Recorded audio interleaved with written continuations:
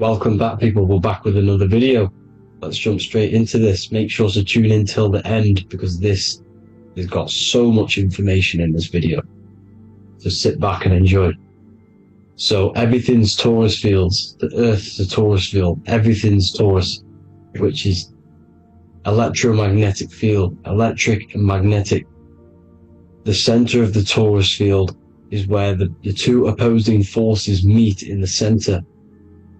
And this is what creates the plane of inertia, the dielectric plane of inertia. Okay? You got red shift, blue shift, positive, negative, south and north pole, right? This is what the ancients were showing with the tree of life. As you can see here, this is the plane of inertia and this is the torus field. Everything consists of this. Everything is a torus field. A atom is a torus field.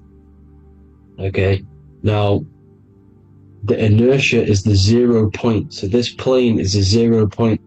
It's the balance between two poles. Okay, now this creates matter because matter is two opposing forces in motion equalized. So these two forces coming together is what creates matter on this physical plane. And this is why we can't see the electromagnetic field, because it consists of one of the elements, which is either electric or magnetic, but when they combine together, it's what creates this physical plane, which is physical matter, which is light in motion. Now, everything is one. Don't get confused by duality. Duality is two opposing forces, but them two opposing forces are created by the same substance. It's two aspects of the same substance. So for example, water and ice are the same thing, you know what I'm trying to say, but it's two aspects of the same substance because all is one. The whole universe is one. All goes back to the one, which is God, the creator, or magnetism, whatever you want to call it, because magnetism pulsates. Electricity has two poles, red shift, blue shift. Okay, so red shift, blue shift is electricity, and electricity vibrates, and all vibration always comes back to a standstill point. But magnetism is what pulsates. This is why your heart pulses. You breathe, which is a pulse. This is the breath of the universe, magnetism. Now, this is why the earth is green, okay? Earth can be spelt heart. If you just move the H to the beginning, it spells heart, okay? Because the heart is the center of the torus field, which is the heart chakra for us humans, okay? We consist of the same field, as you already know. Heart being the center, which is green, which is the center of the seven colors. The center of the seven colors. This is the most powerful chakra in your body. People think it's the crown chakra, but it's the heart chakra because it's the center of the torus field. You must align them all and combine them all into one, which is the heart chakra. Now, Earth is green. Nature's green. Okay, this is because we live on heart chakra, the plane of inertia. It's the center of the torus field. Okay, and this is what the Egyptians called Isis, which is nature.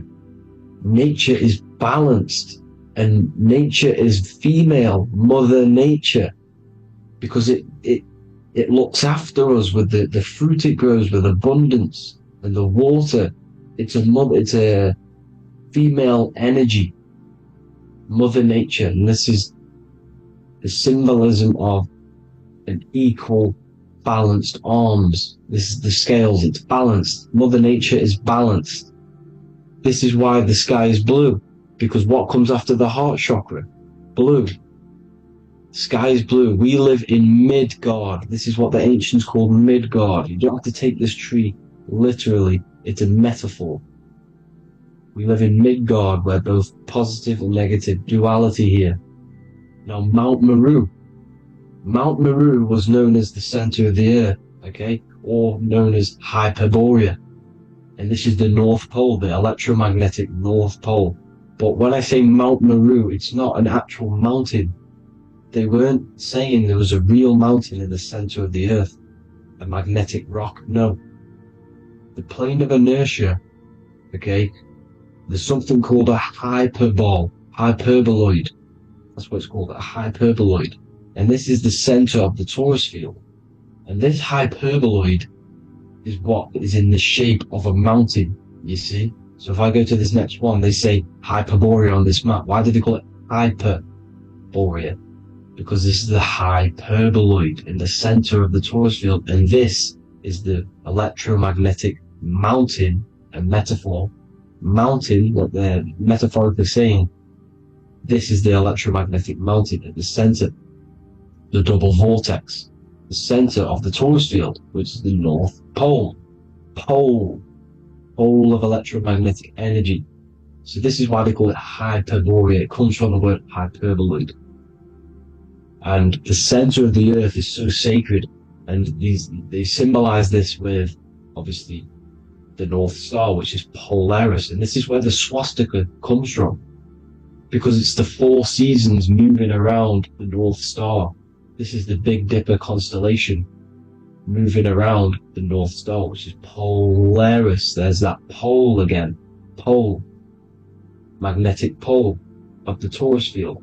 And this is where the green, emerald green, aurora borealis comes from. It comes from this center hyperboloid at the center of the earth, where the most electromagnetic energy is stored. The center of the plane of inertia. The center of a plane of inertia.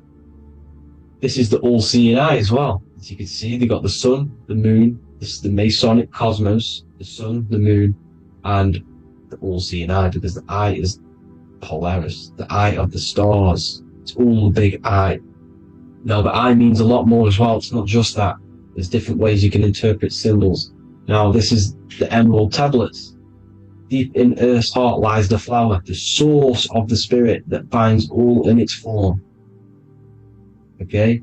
The flower of life is thine own place of thine spirit, and stream through the earth as thine flows through thy form, giving off life to the earth and its children, renewing the spirit from form unto form. This is the North Pole. This is what he's talking about. He's talking about the aurora borealis. Aurora borealis. It's the earth's aura. Emerald green. Heart chakra. Plane of inertia. Green. Earth. Heart. You see? All related. Now, there's many symbolism of this. So much symbolism of the ancients. The 7 layers of heaven. 7 layers of heaven, which are the 7 planets. Okay? These planets are the solar system. It's the solar system because we are the soul. We are the sun, the soul. And we're inside of a solar system, which is the 7 planets. That's why there's 7 layers of heaven. Okay? The rings of Saturn, the rings of the planets are moving around us. Okay? So, this is what the ancients were depicting in their cosmology. Now, this is the Hebrew cosmology of the earth. This is the Mayan cosmology of the earth. You see, it's all an enclosed system. We live inside of a giant torus field. All is atum. That's what the ancients said, ancient Egyptians said. All is atum. Atoms are torus fields. Don't be tricked by the modern science today with the current model of an atom. It's completely wrong. They're hiding the torus field. They're hiding the electromagnetic field, which is in everything. Absolutely everything is in motion, and motion comes from this field. And you see, this is upside down, but this is I think it's pretty sure it's candles, but the 7 candles, the 7 planets, the 7 Elohim. You see? It all goes back to the stars and the heavens. Now, this is how the earth really works, with the stars on the outside of the cosmic egg, and then the torus field spinning around the sun and the moon, the positive and the negative charge. The sun gives you energy, the moon takes your energy. The moon controls monthly cycles. Moon is mon. This is etymology. Mon, month, money, demon, monster. Stir is star, moon star. We are all stars. youngster, minister, superstar, a Hollywood star. We're all stars. We come from the stars, which is heaven. Our soul comes from the stars. You see? We are the universe. The image of man is made in the universe. We are a microcosm of the universe. The universe is a macro. We are micro. We consist of everything. The body, mind, and spirit. The sun, the soul. Moon, the mind. Earth, the body. Body, mind, and spirit. We have 12 systems in the body, which are governed by the 12 zodiac signs. Starting at the Aries, which is the ram of God, all the way down to Pisces and Capricorn, kneecap. It all goes back to the stars. We are the stars. We are the universe. Everything is inside of us. Everything. I would say the Temple of Solomon, the Temple of the Soul, and Mon. The soul, the temple is the body. The soul is the soul, and the Mon is the mind. The temple of the soul and the mind. Body, mind, and spirit. We consist of the 5 elements: air, spirit, water, earth, and fire. We consist of everything. We are the universe. We're made in God's image, which is the universe. You see? Now, everything goes back to the stars. The ancients worshipped the stars because the stars govern everything. They govern the systems in the body. They govern your life. This is why your zodiac is so important, your sign. Each zodiac has a specific element associated with it as well. Aries, which is the first sign, the ram of God, the lamb of God, which is a fire sign.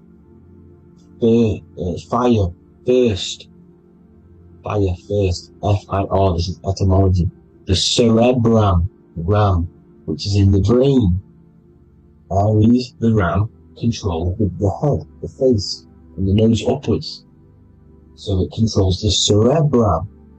The Torah, which is, I'm pretty sure it's the Hebrew Bible, which is the Taurus. Tornado comes from the Taurus field. You see? Everything's inside of you. It all goes back to the Taurus field, and the Taurus field is everything. Now, like I said, 12 zodiac signs, 12 systems, 12 cranial nerves in the brain, the 12 disciples of the Bible. All symbolic. Have to read the Bible properly. Now, this center, at the center of the earth, right? This is what's stirring the ether. And the ether consists of the 4 elements. Because there's 5 elements. Spirit can be called ether. People call it spirit or ether. Ether is pure potential, pure energy. It's what connects the astral to the physical. It's the dimension between the physical realm, which we're on, and the astral. So it has pure potential. It's pure energy. This is why we say I either want to go there or there. It's connecting 2 scenarios. That's what the ether is. It's connecting the 2 worlds, the astral and the physical. The center is like the cosmic womb. There's a black hole in the center. This is the center of the Taurus field. This is the womb of creation. This is the womb of creation. And inside of this black womb are the 5 elements, and everything's being stirred around. Everything's in motion. Light is motion. Everything's motion. Now, like I said earlier, light crystallizes into physical matter. They are the same substance. Spirit and matter are the same substance, but different variations, different aspects of the same substance. Low vibrational spirit turns into matter. High vibrational matter turns into spirit. Or light, whatever you want to call it. Matter is light crystallized. This is where we get the 7 metals from. The planets are light, specific frequencies and vibrations of light. When these lights, or the planets, materialize, material metals materialize, they turn into the 7 metals. Saturn turns into lead. That's why lead is red. Saturn is red. The sun turns into gold. That's why the gold is yellow and the sun is yellow. You see, Saturn is the time god. What happens in autumn? The leaves turn red and they die. This is why Satan, time god, the reaper, everything is crystallized till it's dead and then reborn again. You see? Rust. When things rust, it turns to red. Because it's Saturn. Saturn crystallizes everything. He's the reaper who comes around in winter. You see? He's Satan.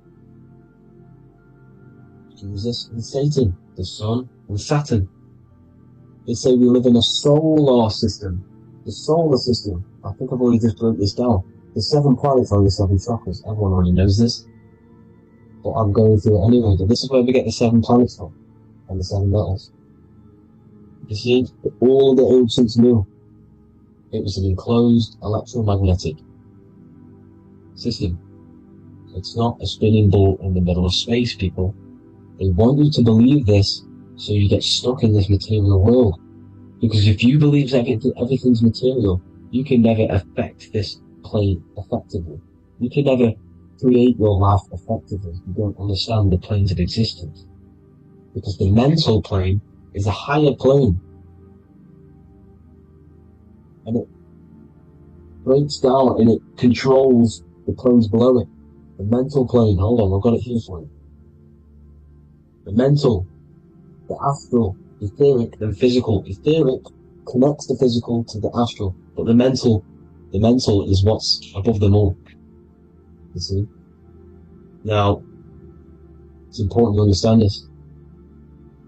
It's important. However, the ancients always talked about the enclosed system.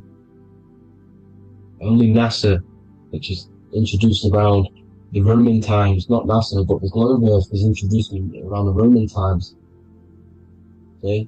By these Masons. These Masons introduced this because they wanted to take over the minds of the masses and control them.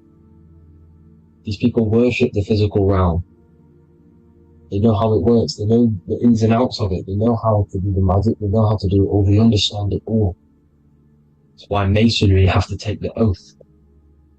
The oath of not speaking. They're not allowed to speak about anything you learn about in Masonry. Because they're discovering the truth about your mind and how it creates reality and stuff like that. So, this is the Masonic cosmology. The 5-pointed star, the 5 elements. The checkerboard for duality, positive and negative. The 2 aspects of every substance. This is another ancient painting depicting the firmament. The stars inside the firmament. The sun. You see, the ancients worshipped the sun because it's so important for sustaining our life. It's the only reason we're alive is because of the sun. But then people think it gives you cancer today. They brainwash you to think the sun gives you cancer when it's the #1 source of all life. They want you to believe it's a big, spinning, dangerous ball in space. It's not. It's here to give us life. It's God's Son. That's why Jesus is known as God's Son. It is the Son of God. God created that to sustain us. You see? So it's important you understand the true cosmology of where you are, because if you don't know where you are depleted of all of your morals. You're depleted. You're demoralized. You're lost. You don't know where you are. You don't know where you exist. Okay? Once you accept the globe model, the heliocentric model, you will subconsciously think that you come from nothing. This is why they implemented the evolution theory just after the globe model was introduced by Charles Darwin. Charles Darwin came in after the globe model. He's a Mason, he was another Freemason, and implemented evolution where we came from monkeys, because they want you thinking less of yourself so they can manipulate your mind. You see? They want to manipulate your mind, and they have done since you got here. Since you came through that portal, you were manipulated from that day to believe this, believe that. The true cosmology, the truth will set you free. You will understand things better. You will feel better in yourself when you know the sun is here for you. You'll feel better in yourself that you know that you didn't come from a monkey. You were created as a human, a manifester, a creator. You're so intelligent. Your mind is amazing. It can manipulate matter, mind over matter. See? Thank you all people for tuning in. Tap in with yourself. Love yourself. Find the truth. Spread the truth. Nothing dies. Nothing in this creation dies. Everything's energy. Everything's light. Light can never die. You're a light being. That's why it says Q. Q man. Q is light in Hebrew. Or Latin. You're one of the two. You are light. You're a light being. You never die. Ever, ever, ever die. Ever. Stop thinking you're going to die. This body will die because it contains electricity. And electricity always goes back to a standstill point because of vibration. Electricity vibrates. You are pure light. You will never ever die. Thank you all people. God bless. Make sure to like, subscribe and share.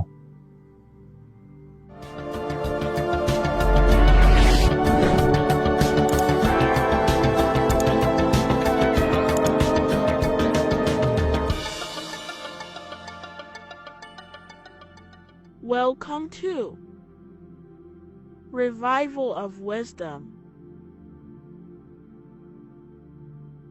What is good people is Revival of Wisdom. We're back with another video.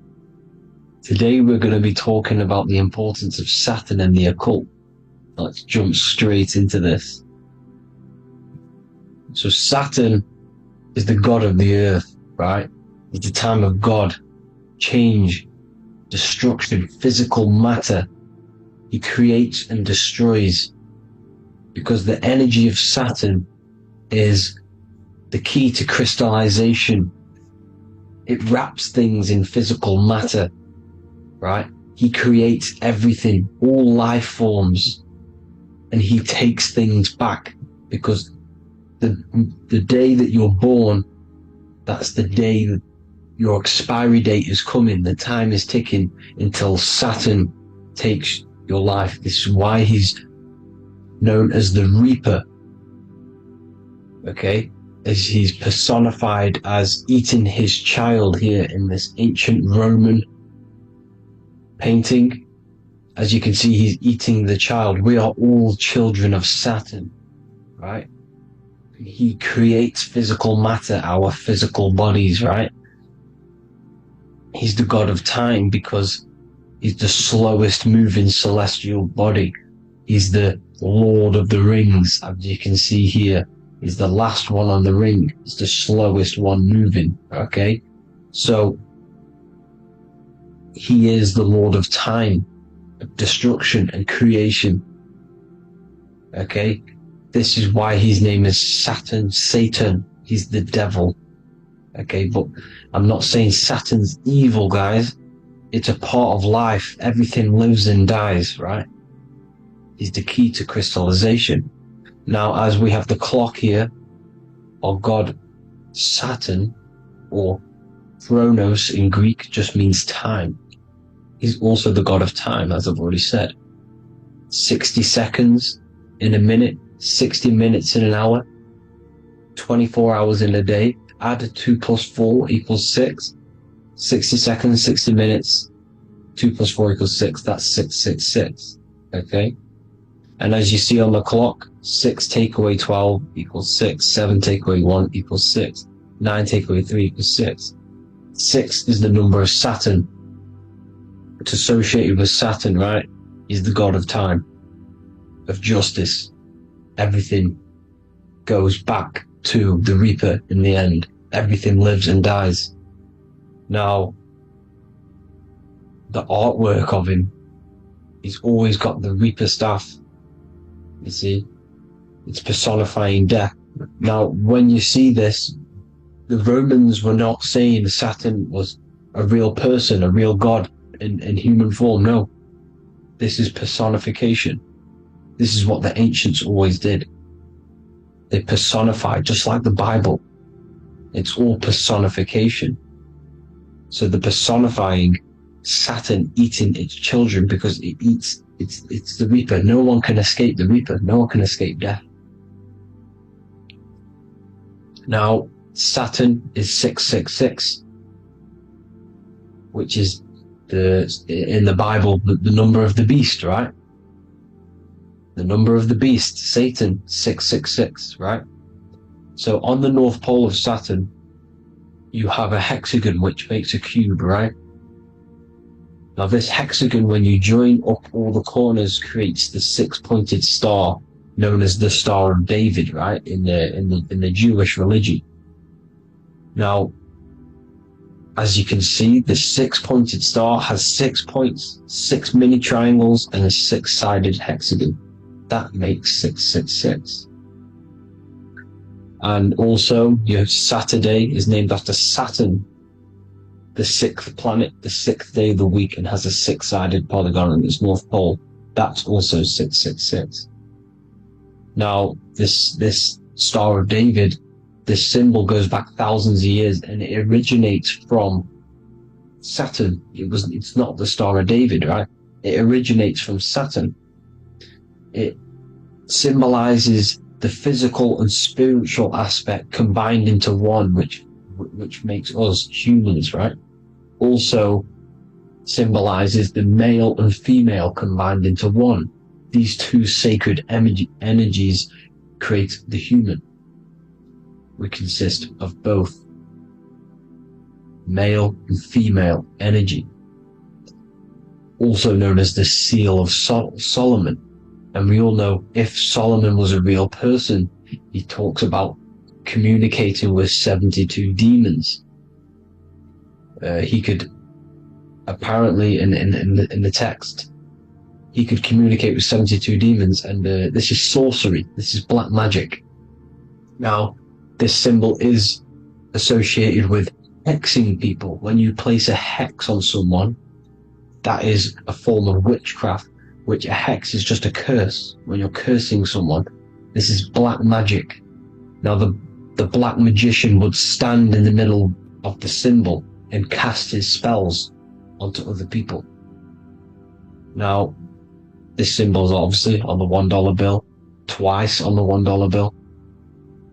And it's very, very ancient symbol, and it originates from Saturn.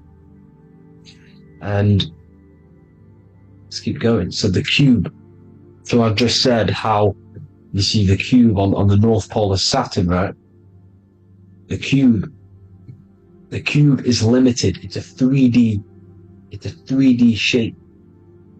It symbolizes limitations to the physical 3D dimension, the third dimension, the physical realm which we are in. Now, as you can see, the color associated with Saturn is black, right? Black is infinite potential. Black is the creation of all things. Before there was light. Light is born out of blackness, darkness, okay? Now, black is physical matter. And as you can see, the black cube, black symbolizing physical matter, the cube being limited, as the physical realm that we are in is limited. It's not like the fourth dimension where everything can exist in a thought. The third dimension is limited, right? And this is what Saturn is. It limits you to the 3D 666. Your body limits you to your physical body. Now, these black cubes are placed everywhere. As you can see, Australia, Denmark, Manhattan. There's one in New York. As you can see, the Apple have a cube. The Nintendo GameCube. Trump Tower is a black cube. This is worshipping the energy of Saturn, the god Saturn. Okay, it's not a god, it's a celestial energy. However, it rules over Earth because it pretty much created the physical realm. Now, as you see, when you go to a funeral, you wear black, a black suit symbolizing Saturn, which is the color associated, black. And as you see in Mecca, they walk around the black cube in rings. As you can see here, they're stood around in rings, like the rings of Saturn. the Mercedes symbol. You probably wouldn't notice that, but yes, it's Saturn. And when you graduate from university, you wear a black cube on your head. This is all symbolizing Saturn. Okay? Now, as you can see, the Jews here have a black cube on their third eye whilst they pray. Notice how he's shutting his eyes into blackness, darkness, and he's wrapped around a black strap around his arm. This is symbolizing the wrapping of physical matter, of how physical matter wraps things into existence. And as we all know, the Star of David is a Jewish symbol. So he has the black cube and the Star of David, right? So all of these religions are secretly worshipping Saturn. Okay, this is all Saturn worship, Kronos, the god of time and destruction, the physical reality. Now, as you can see, it's symbolized everywhere in all major corporations. Pepsi, internet, that's obvious. NASA, of course, NASA. NASA means to deceive in Hebrew. Universal, Walkers, that one's so obvious. Nike, Toyota. So many different ways they symbolize it. You either see the rings of Saturn or the black cube, as I just showed you here, the Nintendo and the Mercedes, right? It's absolutely everywhere. Now, they also use 666 to symbolize it, as I've just broken it down to you. 666, the World Economic Forum. We all know how they're trying to enslave us into this new world agenda. Google Chrome, CERN, Disney, Coca-Cola, Cadbury's, all of these have 666. Now every UPS barcode has 666. And even www. Is Hebrew for 666, as you can see here. Monster. It's the same Hebrew letter that means 666. Drake, 6 God. That's his god, Saturn. Why? Because they love physical realm. They love the physical dimension, the third dimension. Because they can rule here through riches. They can build an empire here. It's not like the fourth dimension. They don't want to ascend. They want to stay down here in the physical realm. Okay? Now this is why they're cloning. They can move their consciousness into other clones to live forever. This technology exists. This is why they love the third dimension. As you can see, all of these sellouts here, Drake, Leonardo DiCaprio, you know, all of these people doing 666 because this is their god. This is their god. They love the physical realm. They sold their souls for wealth and fame in this physical realm. So why would they leave? You see? Now, this isn't all just evil, okay? So you have 7 chakras, right? You have 7 days of the week, 7 solfeggio scale notes. These are frequencies, the solfeggio scale. Now, it's called the Saturn Moon Matrix because the moon symbolizes your mind, because you're created out of the Holy Trinity, which is body, mind, and spirit, right? That's the triangle, the equal triangle, body, mind, and spirit. Now, the 3 main celestial bodies are Earth, Moon, and Sun. The Earth being your physical body, the Moon being your mind, and the Sun is your soul, hence why it's called solar. It's a solar, soul. Now these symbols are alchemical symbols, so when you're doing alchemy, you use these symbols to obviously symbolize what we're talking about. Now as you can see, these are all the symbols of the planets. Saturn is created out of the moon on top, the moon on the bottom and the earth on top, as you can see here. You see? And this creates the number 5. Now, with the moon being your mind and the earth being your physical body, this is mind over matter, because the earth is your body's matter. This is a matter over mind. You don't want to be matter over mind. This is low states of consciousness. You won't be mind over matter. You see, to manipulate matter, to create your own reality. Now, obviously, we all know Saturn is associated with the lowest chakra, which is the root chakra. This is to deal with your animal instincts. When you're down here, you identify as the physical body. You don't know anything spiritual. You're pure a physical, you have a pure physical mind. You don't believe in anything spiritual. This is survival mode, consumption. They want you trapped down here, which is matter over mind. They don't want you to create your own reality, which is mind over matter. You see? Now, that's what Jupiter is. Saturn is the moon on the bottom and the earth on top. But Jupiter is the moon on top with the earth on the bottom. That's mind over matter, you see? So, these chakras are an ascension process from spiritual, from matter, physical matter to spiritual. This is the ascension. This is the stairway to heaven. This is Jacob's ladder. You see? Now, the number 5, which is obviously associated with Saturn as well, which create the symbol for Saturn, created the number 5. You have 5 senses, 5 elements, 5 physical elements.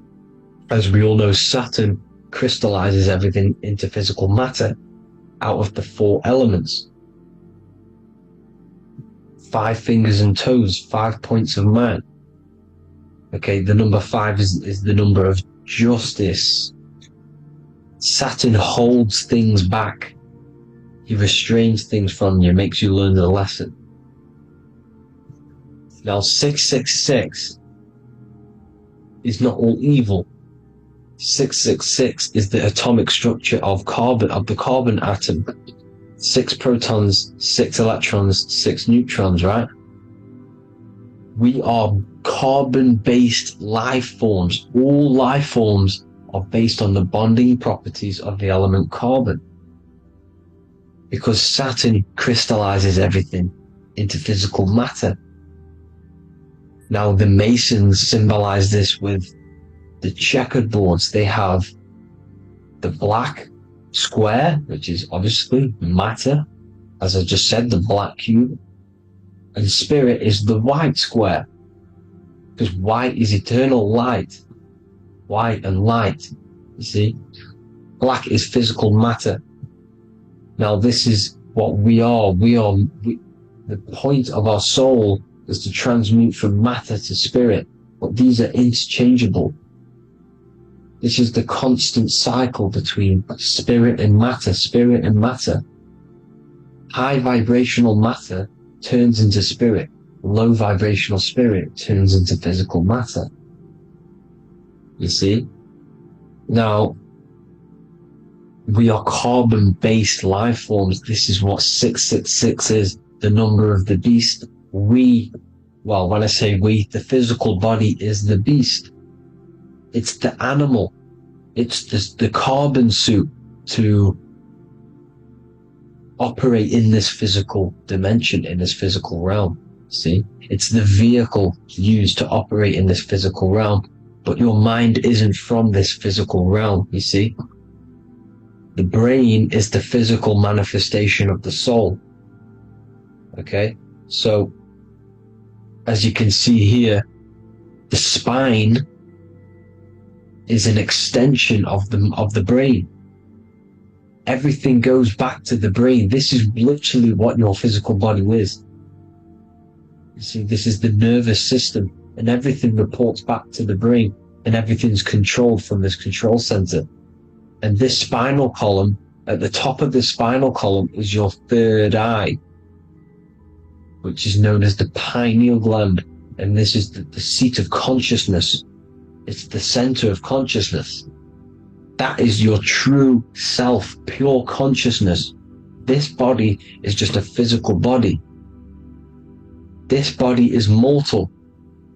This body runs out, but your consciousness lives forever. They don't want you knowing this. This is why they keep you down here in your lower chakra. They want you to believe everything is just physical. They don't want you to believe in the spiritual side of reality. Because this way they can manipulate you, right? They want you matter over mind because they know your mind creates reality. They know your mind is the root cause of reality. You manifest your own reality from the inside out. So this is why they control your perception of reality. They control your information in order to manifest their new world order. You, who are ignorant to knowledge and wisdom, you who are ignorant are manifesting their agenda because you accept their information and their perception of this reality. Now, this is why they tell you the globe model, the heliocentric model, to trap you into physical matter. Now, if you understood about this true form of this realm, you'd understand that there's a spiritual side behind everything. The spiritual side, something has to exist. The root cause of reality is higher planes of existence. It happens in the mind before it happens on the physical plane. You see? They don't want you knowing this. They want you matter over mind, which is the symbol for Saturn. Moon over Earth. The Holy Trinity.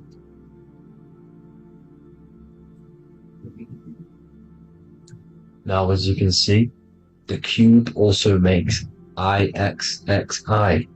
This is Roman numerals. This is Roman numerals, and when it's translated from 9/11. Yes, 9/11. This is the secret code of the One World Order. The two twin towers, when the two become one. Okay, when the two become one, this is how you reach the higher states of consciousness, the physical and spiritual. Now, as you can see, the 9/11 memorial are two black cubes. It's two black cubes. This is all Saturn worship. Now, I'm not saying that Saturn is an evil celestial body, right? No, everything has a good side and a bad side, right? It's duality. The spirits of Saturn on the dark side are the most evil demonic spirits.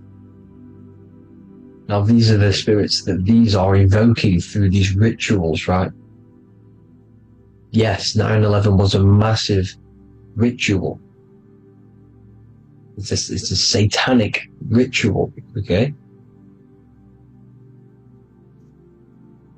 Now, we all know Elon Musk.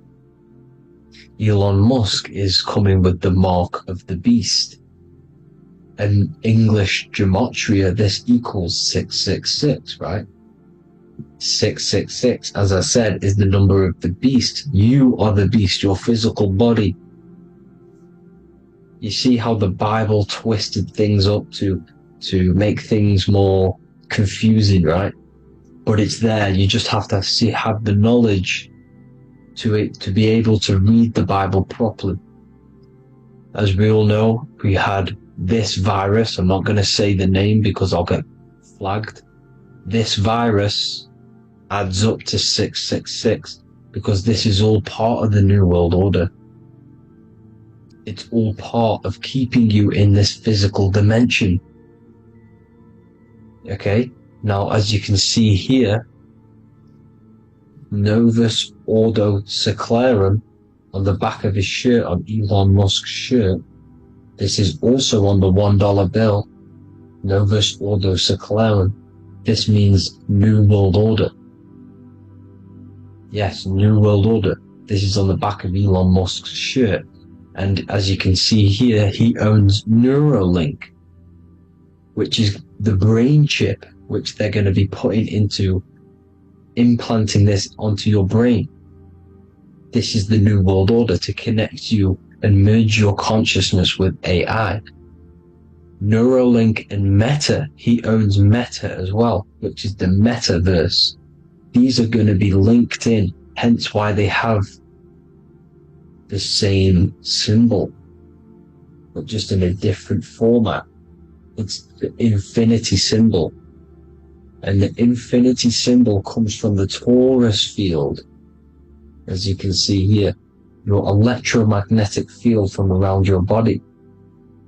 Now, the end goal is, for this New World Order, is to trap your consciousness inside of an alternative reality being projected from the metaverse.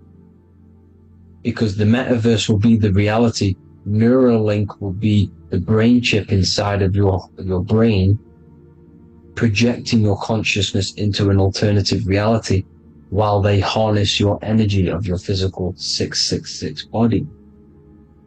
Now, this stuff gets real deep, people. Now, this is the end goal of the New World Order, is to connect you with AI. This is why they're trapping you and keeping you in these lower states of consciousness in the Saturn-associated root chakra, so you don't find out about the spiritual side of reality. Because if you knew the truth of this reality, you wouldn't connect to AI. You see, you have the power within you to travel to other worlds, the astral plane, for example. You travel to different worlds when you are sleeping. Okay? They want you to know it's just a dream. However, their end goal is to trap your consciousness and feed off your energy, spiritually and physically. Okay? I don't know why. These people are just pure evil. As I said, evil love bondage. They love the physical dimension. They don't want to ascend to other realms. These evil love the third dimension. This is why evil spirits will inhabit bodies, exorcisms, because they miss being in the physical realm. They miss it. Evil love bondage. So this is why they're cloning and putting their consciousness in clones, to stay in this third dimension, to stay as further away from the source as possible. Okay? This is why they're doing it, and this is how it's all linked in. So I hope you all enjoyed this video. Hope you gained some wisdom. Please feel free to join the Telegram, and please leave a like and a subscribe. Thank you all, people. God bless.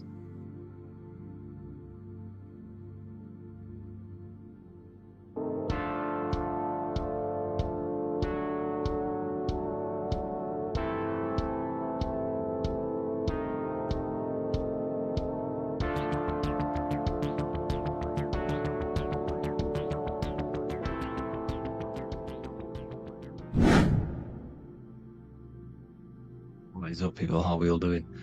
Today we're talking about the flat earth cosmology. So let's jump straight into this. Please drop a follow and leave a like to help the algorithm. So we live in a torus field. Everything's made out of torus fields, and every torus field has motion. It's what it is. It's the motion of energy. And every torus field has a center, which is the black hole. It's a womb of creation. It's counter space. Now, this is why the North Pole is magnetic, because the center of this torus field is the most magnetic part, the strongest part of the field. So this is why all compasses will point you to the center. And the Earth's magnetic field is spread across the whole of the Earth. And it's spinning, as you can see here. It's like a tornado at the center, and this tornado is the force which is spinning the sun and the moon around us. You got the sun, the moon, Polaris, just like in the Masonic cosmos here. The sun, the moon, Polaris, the all-seeing eye. Now we'll get into Polaris a bit later, but the sun is the magnetic force. Sorry, is the electric force, because every field is electromagnetic.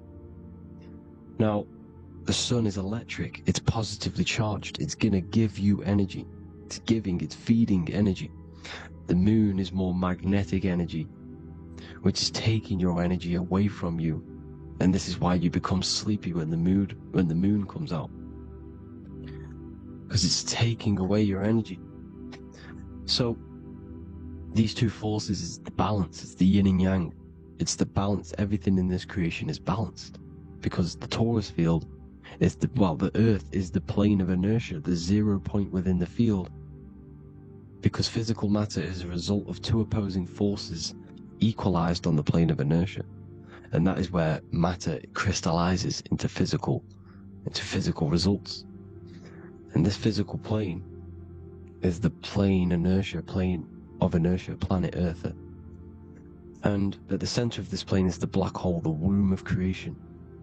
And outside of this black hole gives birth to light. So the torus field is constantly rotating, going into counter space, the black hole, and then out of counter space gives birth to the white hole, white light. You see? So it's going around, black hole, birth again, black hole, birth again. And it just keeps going around. It's an infinite cycle of energy. And this is where the infinity sign comes from. This is the motion, this is the force which is creating everything to spin inside of this circle. Okay? And it's making the stars spin. It's making the sun and moon spin around us, around this center point. Now here you see Horus and Set putting their feet inside of this dome. This is the royal arch, the arch of the dome above us. It's like you see in the Masonic cosmos, the royal arch of Freemasonry. This is the dome above us, the firmament that the Bible talks about. You see, they're putting their feet in because Set symbolizes the moon and Horus is the sun. Horizon, Horus. Horus is rising, the sun. So they're both putting their feet around this center magnetic pole, which is the pole, North Pole. And above the North Pole, you have Polaris, the pole of electromagnetic energy. You see? And this is how we get the sun and the seasons. Because the sun, for us, when it becomes summer, it's on the Tropic of Cancer. Then it spirals outwards, going out and out and out, then goes to the Tropic of Capricorn. That's winter for us. Then it comes back in and creates summer again. So it's constantly spiraling around this center magnetic North Pole. You see? So this roof above our heads is the firmament, and this is what they've taken off of us. They haven't physically taken it, but mentally they have taken this away from you. It's a female energy, and this is what the Egyptians called Nut, the sky god Nut.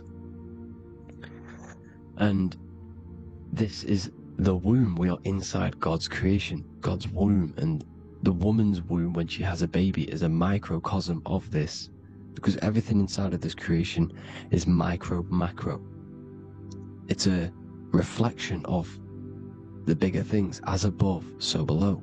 So the dome above our heads is the dome we are in when we are a baby, and you can see the sacred geometry of it is the exact same. It's the dome. And when we are inside of the womb, the woman, the sacred maker, which is the M, the Masonic M, this is the Gmail symbol.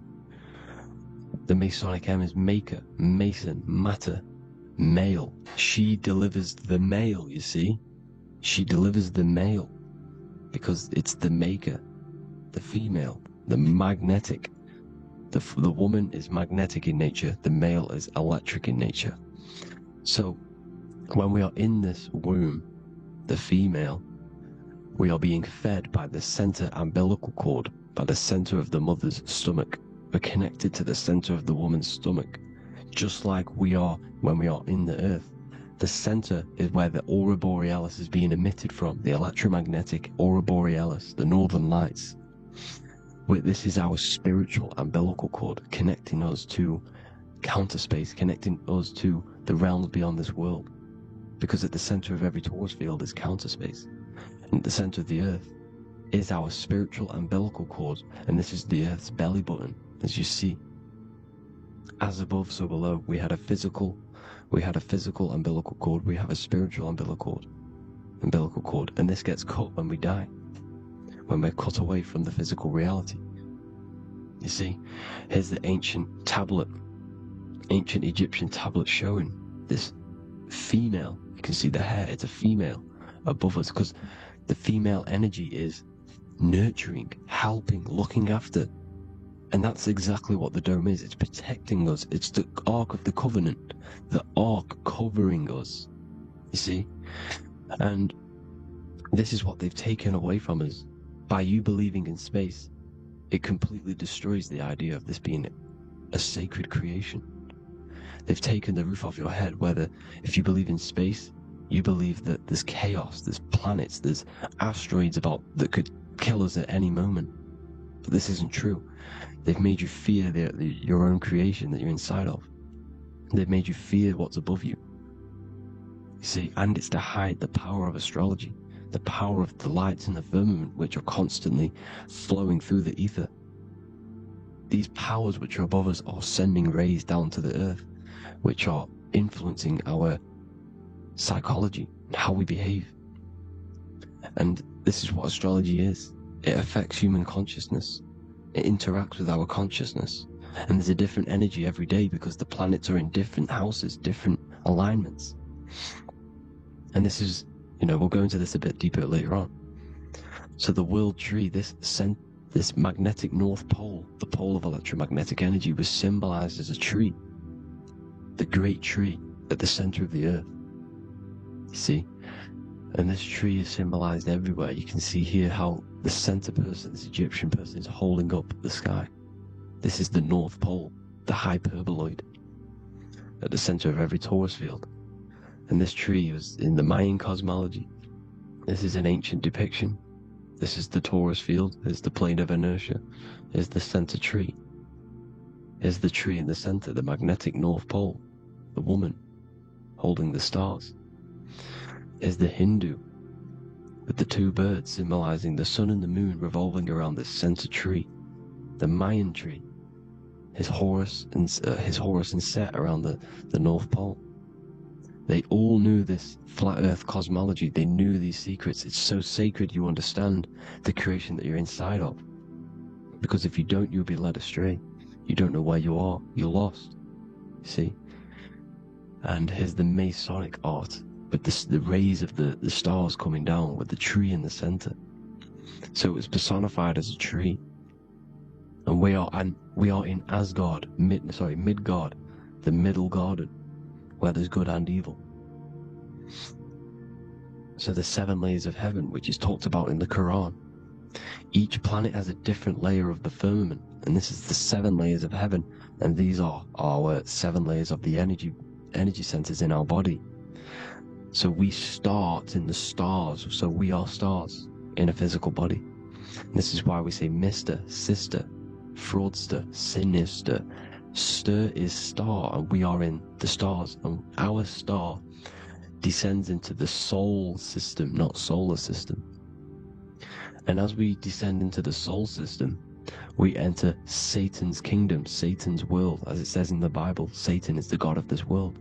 Well, if you've been into my research for a while, you know Satan is Saturn. Saturn's world, because Saturn's the outermost ring. He's the Lord of the Rings. And you enter his kingdom, the kingdom of time, and this is why Saturn's the time god. As soon as you go past the rings of Saturn, you're now in the soul system, you're now in time, you're now bound by space and time. And you're bound to the earth plane, the heart. Earth is heart. It's a rearrangement, it's an anagram for heart. And the heart of the electromagnetic color spectrum is green, and that's why the earth is green. And above green is blue, and this is why the sky is blue. In order to go to heaven on the macro scale, you have to go through the blue sky, through the 7 layers of heaven. In order to reach heaven in your body, whilst you're here, you have to go through the blue chakra to your head, which is heaven. It's micro, macro. Everything is micro, macro inside of this creation.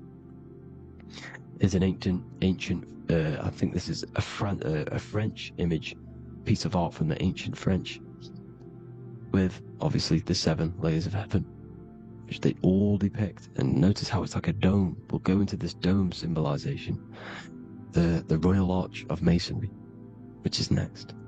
But these 7 layers of heaven give us the 7 metals, the 7 days of the week, the 7 diatonic tones, the 7 chakras, the 7 everything. It's God's favorite number.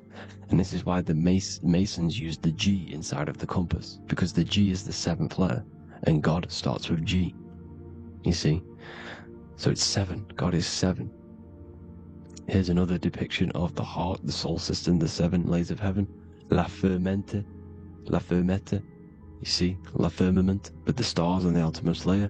Here are the 7 planets: Jupiter, Mars, la Sophie, the sun, la Luna, the moon. So Saturn.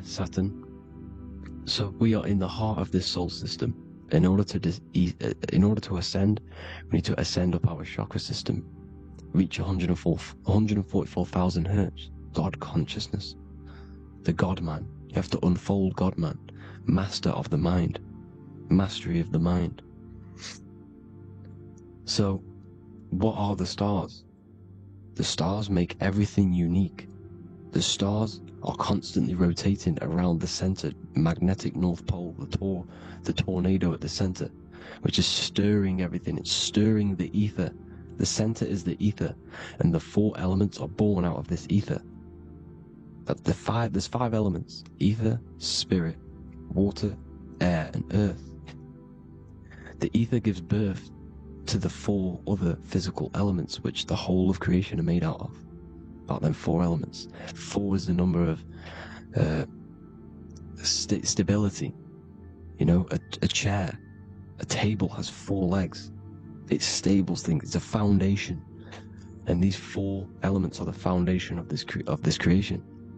You see, and this magnetic North Pole is stirring this, and the 4 vibrational states of the ether are the 4 elements. Now let me get back to the stars. I just wanted to give you that. The stars are being stirred around this center point, the center. It's stirring everything, and they're always in different alignments. Every millisecond, they're moving in different placements of the stars. And the planets are called the 7 wanderers because they're not fixed. The stars are fixed, but the planets are called the 7 wanderers, the 7 layers of heaven, because they move faster and slower than each other. Each planet is slower and faster, has a different rate of speed it's moving. So these alignments are mixing in with the energies of the different 12 constellations. And this is why you have a unique characteristic. You have a unique look, a unique energy, a unique personality. This is because when you were born and you took your first breath, that energy which was in the ether, because the ether is all around you, and energy travels through the ether. The energy that the stars were casting down and the energy that the planets was mixing in with the 12 constellations was in the ether. So when you came out of the womb and your first breath, because breath is spirit, okay? So that first breath you took, that is the energy that is imprinted within your DNA, your soul. And you reflect that energy, you emit that energy. That's the energy that is with you forever, until you die, till this physical body dies off. And that's what the stars are. The stars are giving a unique energy, characteristic, personality to every living thing. Every dog, every cat, every animal has a unique personality because it was born at a different time and place in the sky. Okay, the stars are your destiny. Now the stars are constantly changing as well. If you look at stars through a telescope, they're constantly changing and forming different forms. You can see here, it looks like water. It looks like light through water because it's the ether above us, a sea of ether. And this light is being emitted through it, and it's just constantly changing, giving different energies, each star. So this is why this is what the zodiac is. It's the expression of energy. It's the expression of the stars. And each constellation has many different personality, different energies, different traits. Each planet has different traits, depending where your planets are, depending what energies you hold. No two person have the same energy. There's no one. It could be similar, but no one's the exact same. It's because of the stars. The stars are never in the exact same split place. The planets are always in different houses. So here's some Royal Arch symbolism. Here's the Royal Arch of Masonry, as it says here. The sun and the moon, the constellations. Here's Cancer, the 7 planets, the 7 stars. Here's the Royal Arch. This is the firmament. Here's the duality. Black and white, duality, good and evil, rest and motion, dielectricity, magnetism. See?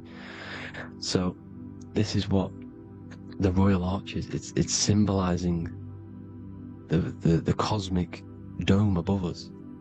The womb we're in. We're inside God's womb. And here's George Washington, the Freemason, inside of the Royal Arch. You see? With the G, the Masonic G, God, 7. Here you see another depiction of George Washington with the stars in the dome above his head, his Polaris, the sky vault, Polaris. We'll get into that later. Go inside of all of your ancient churches, you will see the dome. Go to the Vatican, you'll see the dome. All of your ancient churches have this dome because it's the dome above your head. The ancients knew this. This was known.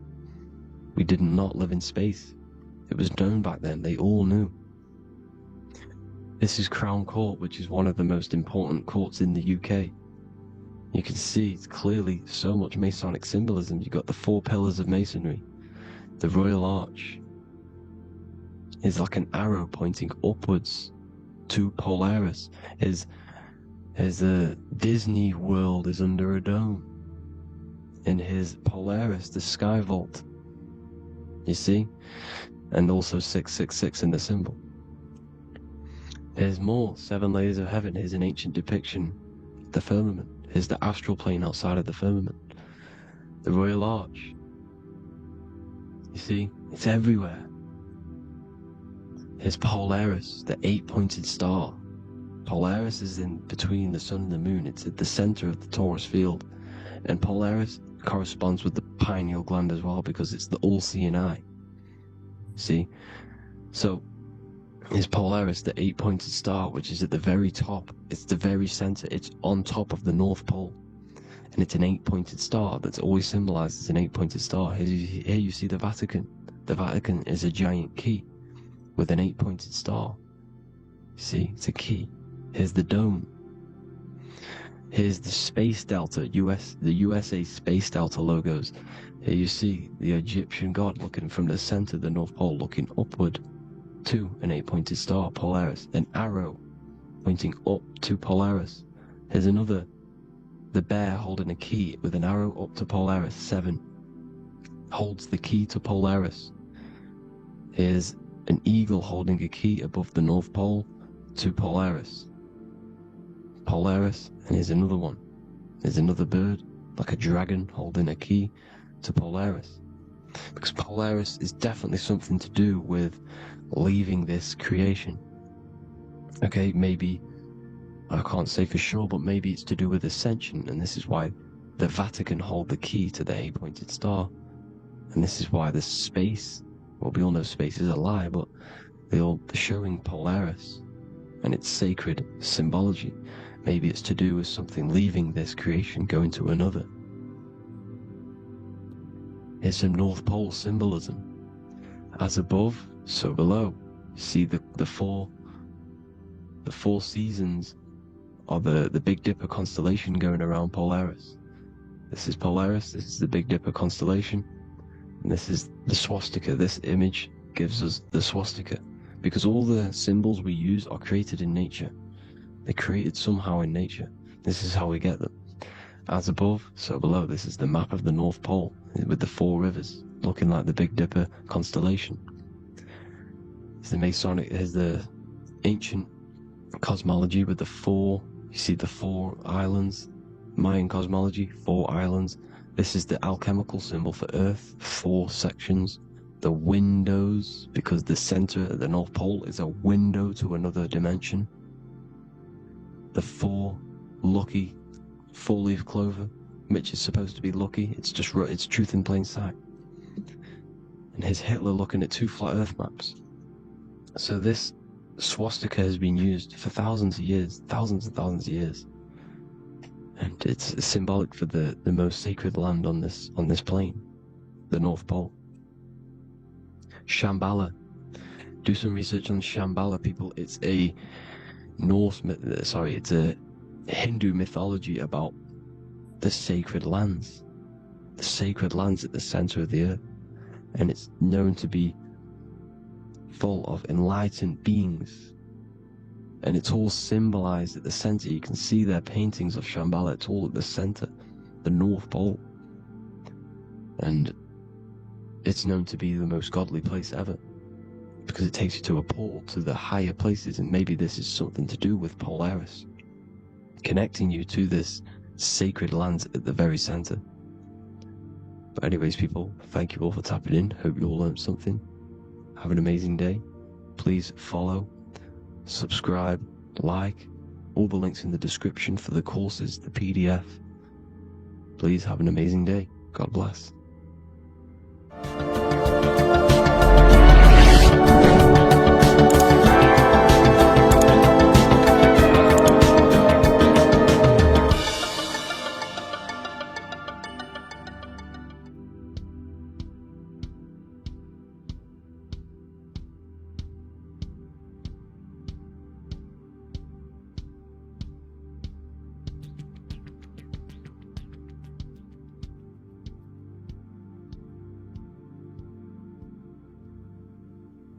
Welcome people, we're back with another video.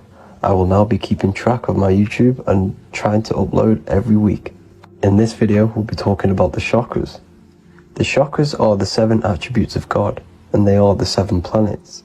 These are literally vortex portals within us that connect us to these vices and characteristics of God.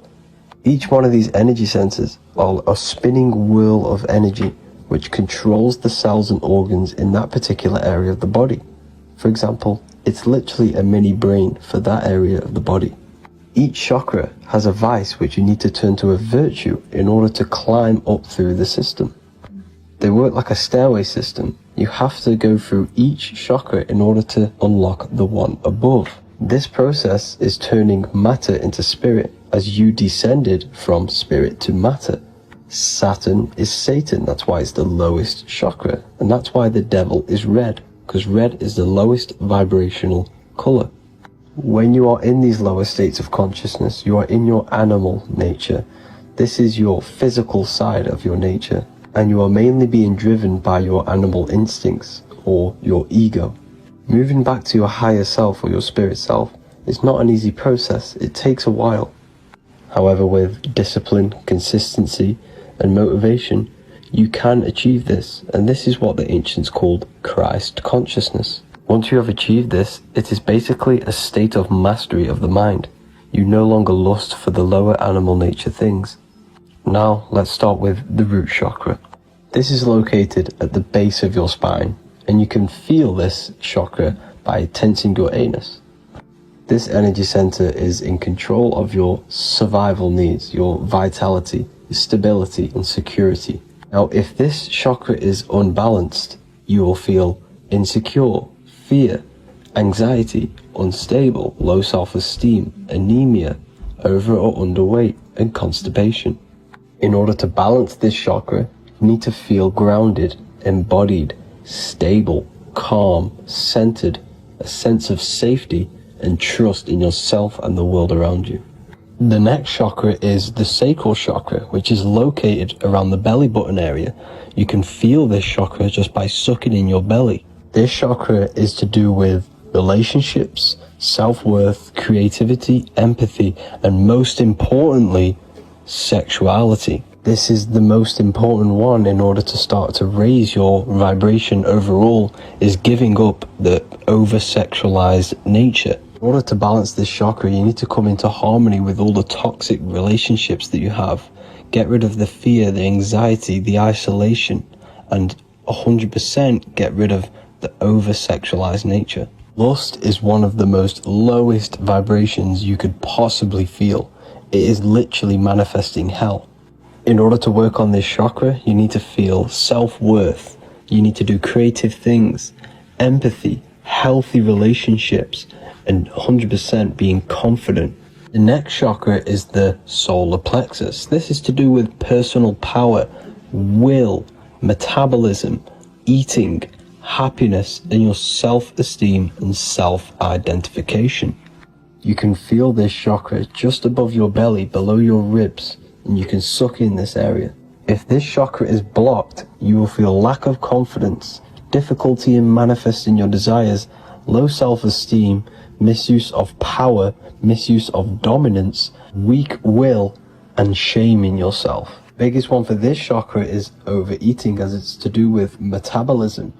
If you are overeating, you are literally unbalancing a lot of your lower chakras, not just the solar plexus. In order to work on this chakra and balance it, you want to have a positive self-identification. You want to feel happy, a happy self-esteem, effectiveness to people, not overeating, and a strong willpower. Now for the heart chakra, one of the most important chakras. Chakra is to do with love, understanding, trust, hope, openness, compassion, balance, and forgiveness. The most important because your heart is the tree of life in the body. It is the center of the toroidal field. It is the most powerful chakra. Your heart is 5,000 times stronger magnetically than your brain. Once you have hit the heart chakra and you start surpassing the heart chakra, you are now turning matter into spirit, as the lower three chakras are dense and physical, and the above the heart chakra are turning to spirit. As you can see already, this is a hard and long process of working on yourself physically and internally. The symptoms of a blocked heart chakra would be lack of love or too much love, difficulty to accepting or giving love, lack of compassion, loneliness, and lack of emotional fulfillment. Finally, a lack of connection with a divine or to nature. In order to balance this chakra, the most important thing and the most powerful thing you can do is loving people, accepting and giving lots of love. Second most important thing to balance the heart chakra is balance. You need a balanced life. You need balance in all aspects of your life. Now for the throat chakra. This is a very important chakra as it's to do with communication. A symptom of this being unbalanced is a lack of self-expression and putting on a front all the time, acting with the ego. In order to balance this chakra, you need to constantly self-express yourself. You can't be putting on a front. That voice inside your head, you have to let it come outward. Don't just block it off with a wall. Self-expression will lead to you gaining friends who actually like you for being you, and not these fake friends that you have to put on an ego for. In order to balance this chakra, you need to express yourself, express the word that's within you. Don't be lying to people, don't deceive or be deceptive. The next chakra is the third eye chakra. This is starting to get very advanced and you are coming very close to spirit. Just before we head on, I want to announce the PDF is now available, containing all the presentations I've ever made, all into a condensed 38-page PDF. The link will be below this video for you to access. And if you want to learn how to create reality using your mind, how to attract your desires, how to get out of the situation you are in, the link will also be there for the Manifestation Mastery course. Now for the third eye chakra. The third eye chakra controls the pineal gland, which is your first eye. It's to do with your psychic abilities, channeling, telepathy, astral travel, visions, and connection to the higher self. You need all of the chakras aligned to get the full potential out of your third eye or pineal gland chakra. For example, if you're astral traveling and you fear something, you will be instantly shot back to your body. So you need to master all of the chakras before you go on and try and do these higher spiritual activities. Symptoms of the third eye chakra being blocked is lack of imagination, lack of vision, lack of concentration, blocked or clouded intuition, can't see the big picture. and especially overly reliant on logic and intellectual thinking. A good way to work on this chakra is imagining things, vision things. Trust your intuition at all times. Always follow that inner voice. Cut out the tap water which contains fluoride. Fluoride blocks the pineal gland. And cut out all junk food because all of this is affecting your pineal gland. When in meditation, you want to focus your eyes and your attention to the center of your head between the two eyebrows. This is where the pineal gland is located. This will help and awaken the pineal gland over time when you keep doing these meditations. Finally, for the crown chakra, this is to do with universal consciousness, all-knowing, enlightenment, cosmic connections, the God source. This chakra is blocked by being cut off from spirituality, plagued by the senses, being tricked into the five senses and being tricked into thinking you are the body. In order to work on this chakra, you need to feel grounded. You need to know yourself, your real self, the voice within you. Have common sense, have specific decisions that you're making, be very direct. Now we've got out of the way all of the chakras, I can now introduce methods and meditations which will help you unblock them spiritually.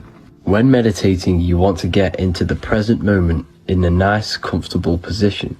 Bring yourself to the present moment by saying, I am here right now, nothing else matters. Keep repeating this over and over with your eyes open or closed.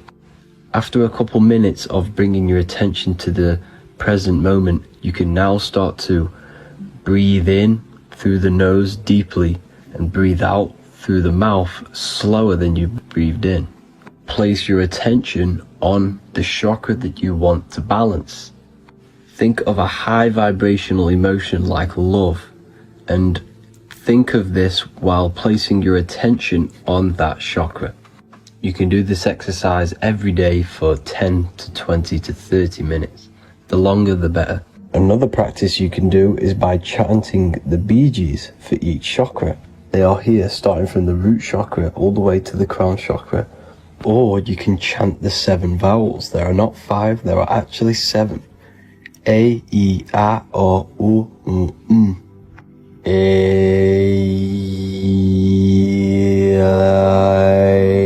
O. This is the proper way of pronouncing the 7 vowels.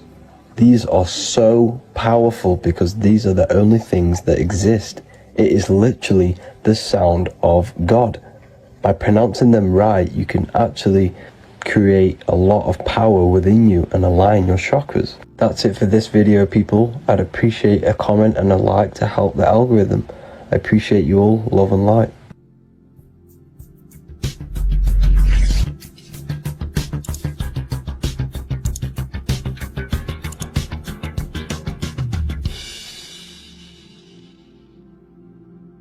Welcome to Revival of Wisdom.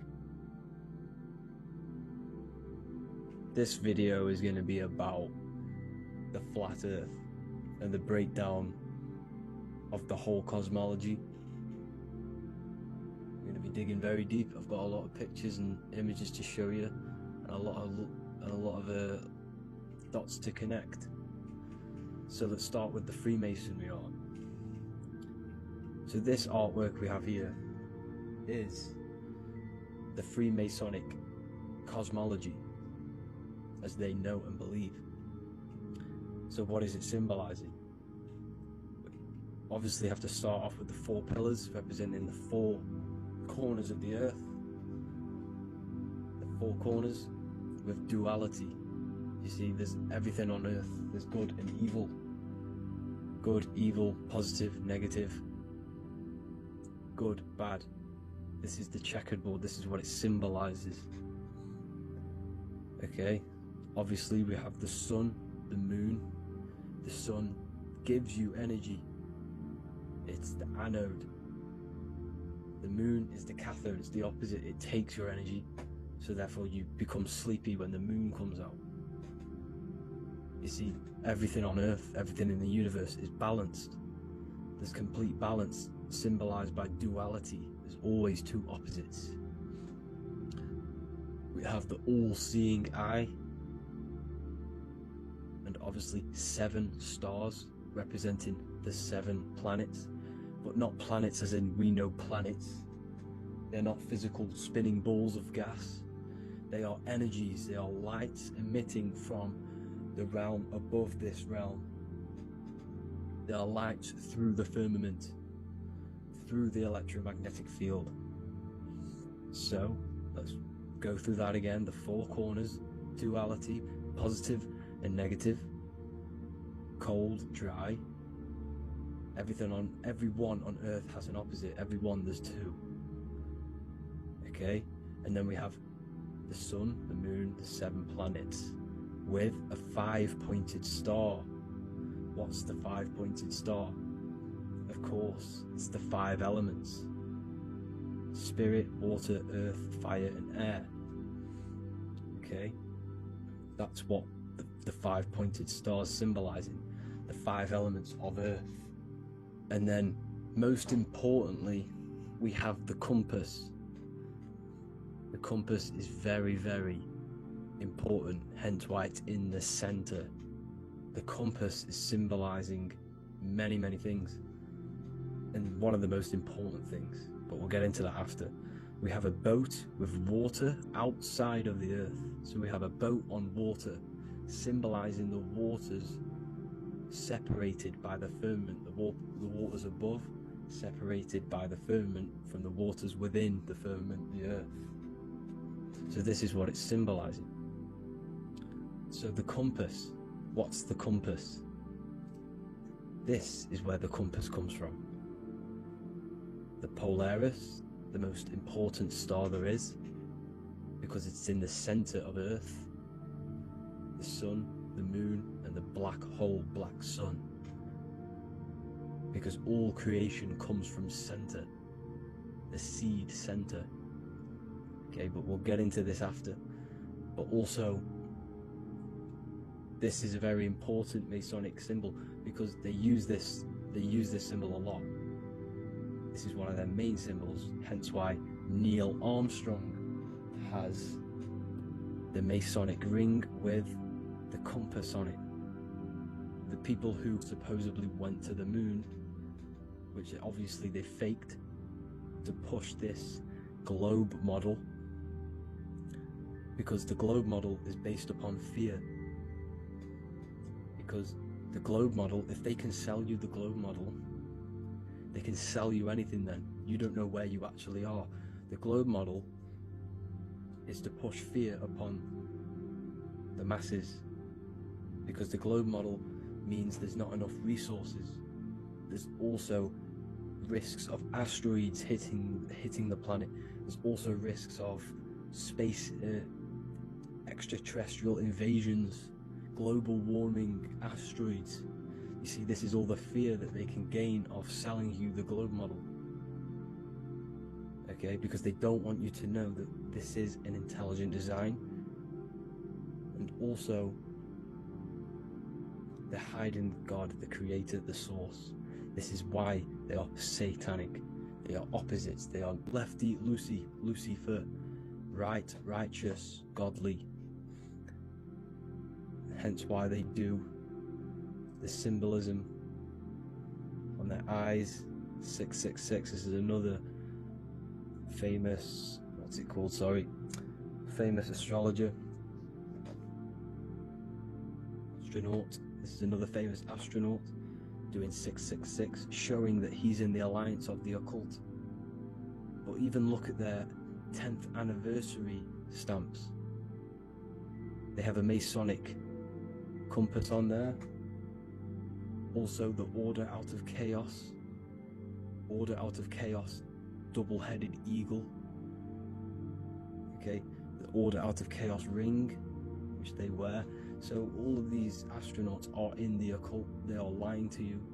They are in with this order, this Masonic New World Order, whatever you want to call it. So let's break this compass down a lot more. Because as I showed you here, the center, okay, this is what the compass is symbolizing. Let's go into the North Pole map. This is from 1595. This is a rough estimate of where this map came from. It's from around the 1500s to the 1600s, maybe 1400s. There's not an actual set date on this map because obviously our history has been tampered with. But let's break down this map and the symbolism that they use towards this map, because this map is the map of the North Pole. Okay, so in the center we have the black rock symbolizing the tower, the pole, North Pole. And what's on top of the North Pole? Obviously it's Polaris, North Pole and Polaris. Okay, with the 4 islands around the center. Okay, 4 islands around the center. And this is what blew my mind, right? They say that Santa sounds similar. And if you look at this pole that's pointing to the North Pole, you see this line here. So this is obviously from the 1600s. What color is Santa? He's red and white. Just like this map pointing to the center is red and white, and Santa comes from the North Pole. So it's not a coincidence that they use red and white. They're mocking this map because obviously they took over after the 1500s, 1600s. They took over around the 1800s. So they're mocking this map with Santa coming from the North Pole with this red and white line to the North Pole. Notice the 4 islands, okay, like windows, their symbol. They obviously in the occult, they're part of the New World Order, is symbolizing these 4 islands with the blue behind it for the water. Okay, so this is another occult logo. They're symbolizing this center because the center is so important. Okay, we'll get into that. Also, we have the Mayan cosmology. This is the Mayan cosmology. This is what they created. This is their artwork, with also 4 major lands around the center. You see this 4 with green in between them all.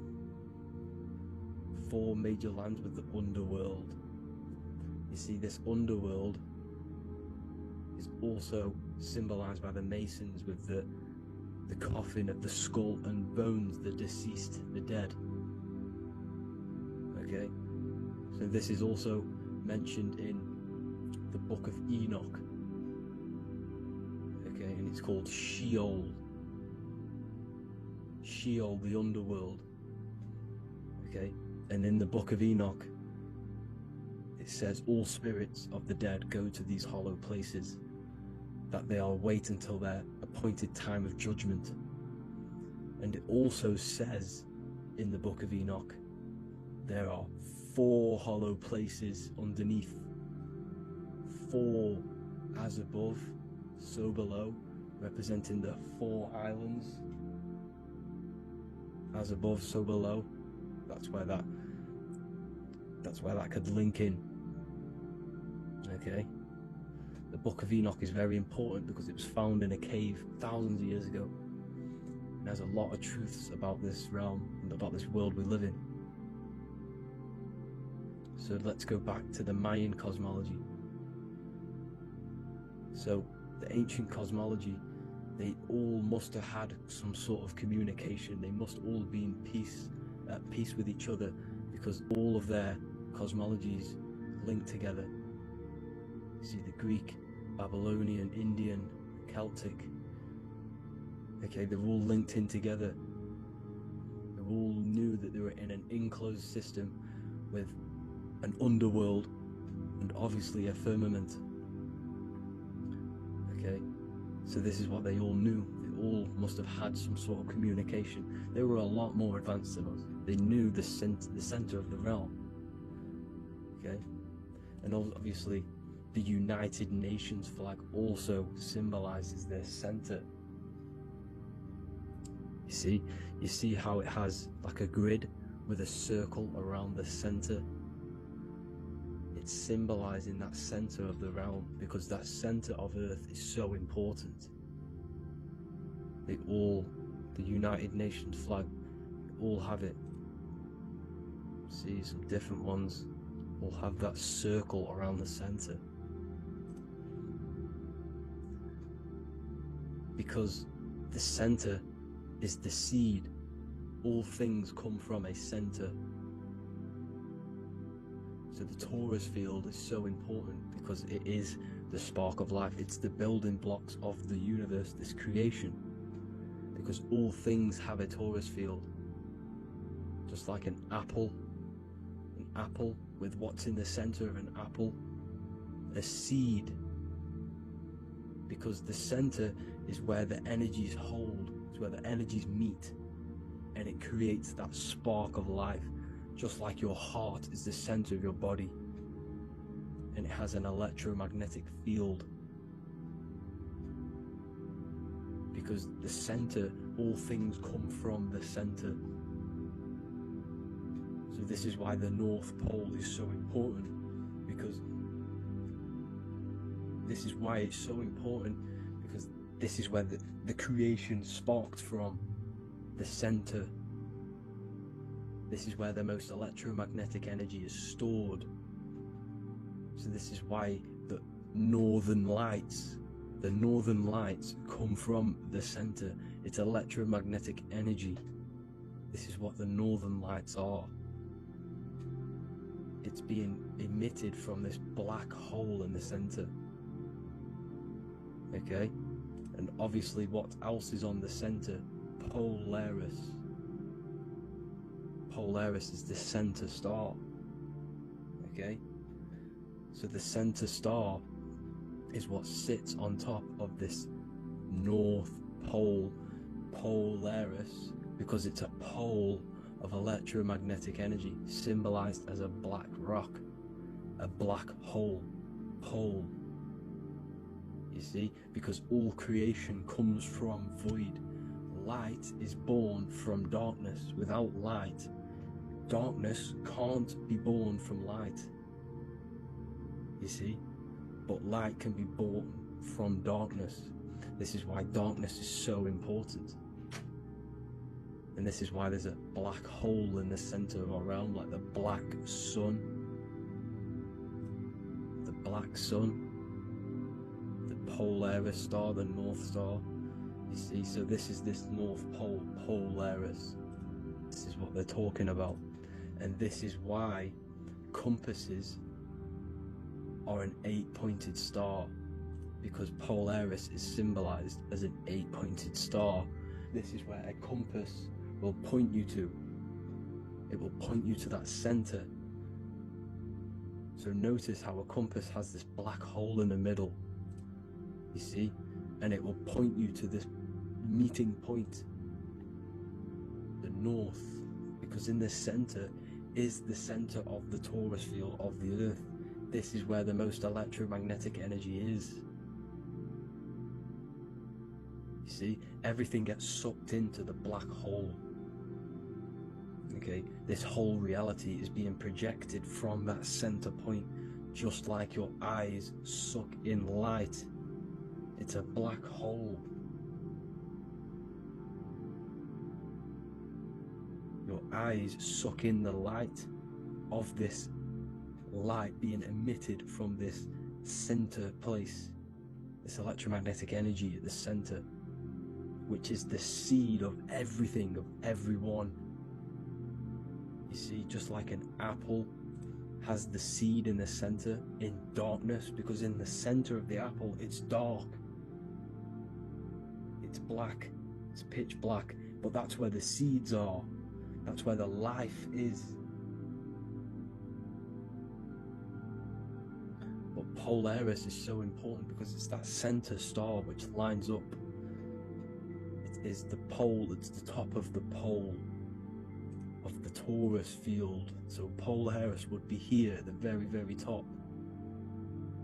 And this is where the compasses point you to. And this is why the Star of Ishtar, the 8-pointed star of the Sumerians, also talked about this 8-pointed star. and it's called the Star of Ishtar. Okay, and who is Ishtar? Ishtar is the goddess. Okay, so she's not a male, she's a female, because every creation is brought through a female, a womb. Every single human on earth is brought through the womb, the sacred feminine energy, and the womb is pure darkness. There's no light in a womb, just like the center of our realm. It's a black hole. Okay, and guess what? She's the god of fertility and sexuality. She is responsible for all life. Okay, so the Star of Ishtar is the Star of Polaris, which is symbolizing the responsibility for all life, the center of our realm, the black sun, the black hole. Okay, so this is what that god of Ishtar of the Sumerians is talking about, the goddess, the womb, the seed of creation. So this would be the portal, more than likely the portal in and out of our realm, because it's the top of the Taurus field, and what's above this realm is the heavens. So this is where you get sucked in from the heavens. Your soul gets sucked in and brought onto this plane of existence called Earth. These are some space NASA symbols. Look how much Polaris symbolism there is, and notice how it's at the center. You see this circle? This is like a half circle, and at the center is an 8-pointed star of Ishtar. It's the same thing, it's Polaris, it's at the center. And notice on some of these, look, this one is a bear holding the key and an arrow pointing to the Polaris star, so that they hold the key to Polaris. Another one with like a demon holding a key to the what? Polaris on top of him. Also an eagle, which is a Masonic symbol, the eagle holding a key. On top of the center, you see, and notice how there's an arrow going up to the Polaris and an arrow down, as above, so below, to Earth. So you can go out of Earth, and into Earth through Polaris, and the eagle holds the key. You see? The eagle holds the key, just like this. This demon dragon holds the key to Polaris. And look at this one, Earth, with an arrow up to Polaris, an 8-pointed star. So Polaris is more than likely that portal which the Anunnaki used, the Sumerian gods used, because the Anunnaki symbol is also an 8-pointed star.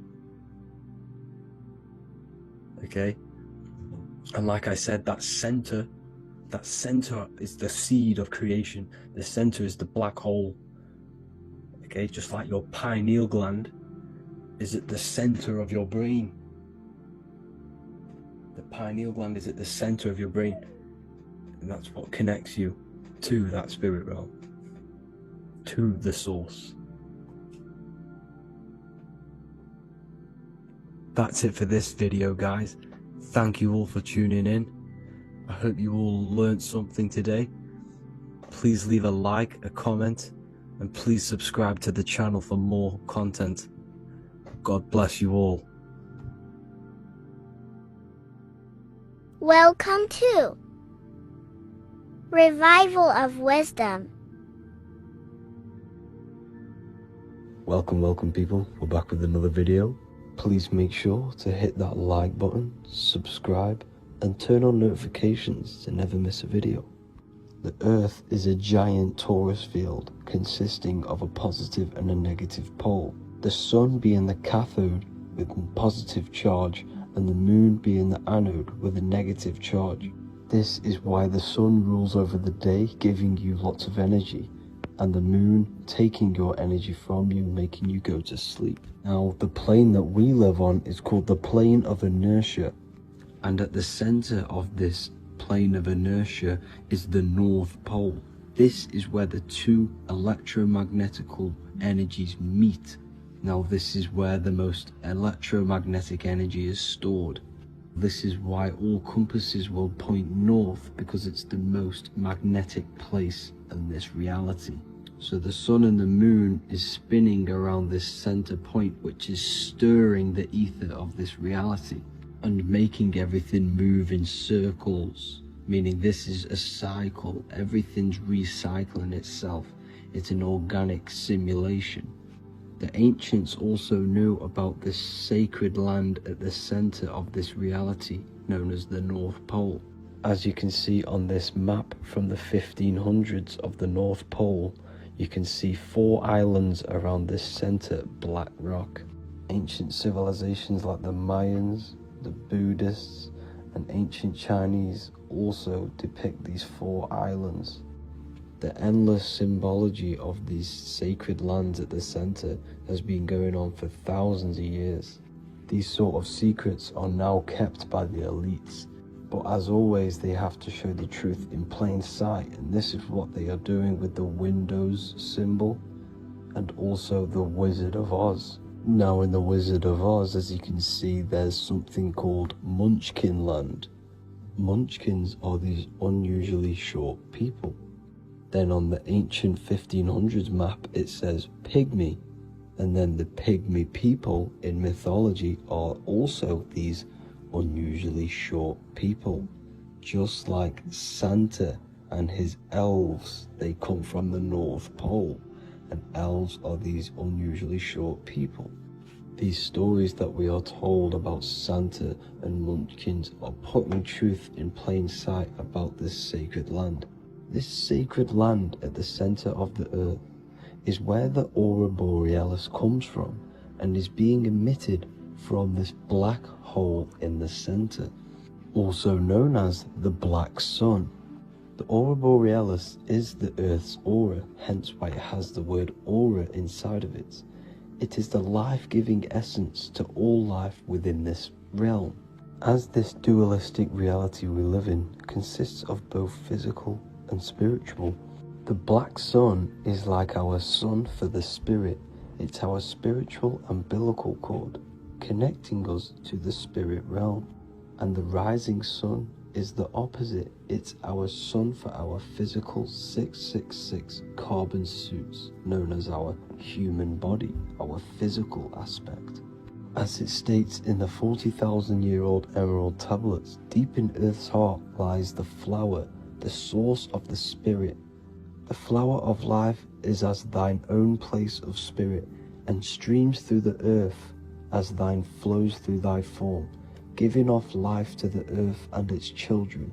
So the North Pole is the core of this spiritual reality, and the closer you get to it, the more spiritual and lucid it becomes.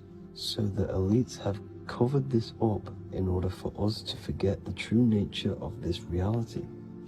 And they did this cover up by introducing the globe model. Nicholas Copernicus was around in the 1400s, and he introduced the globe model. As you can see, he is a Freemason. He depicts himself with a globe and a Masonic compass in all of his paintings and portraits.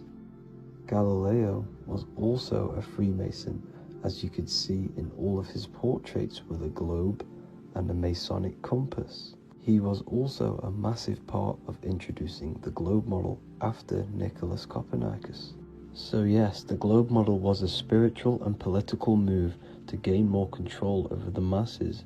After the globe model was then introduced, they introduced the theory of evolution by another Freemason, Charles Darwin.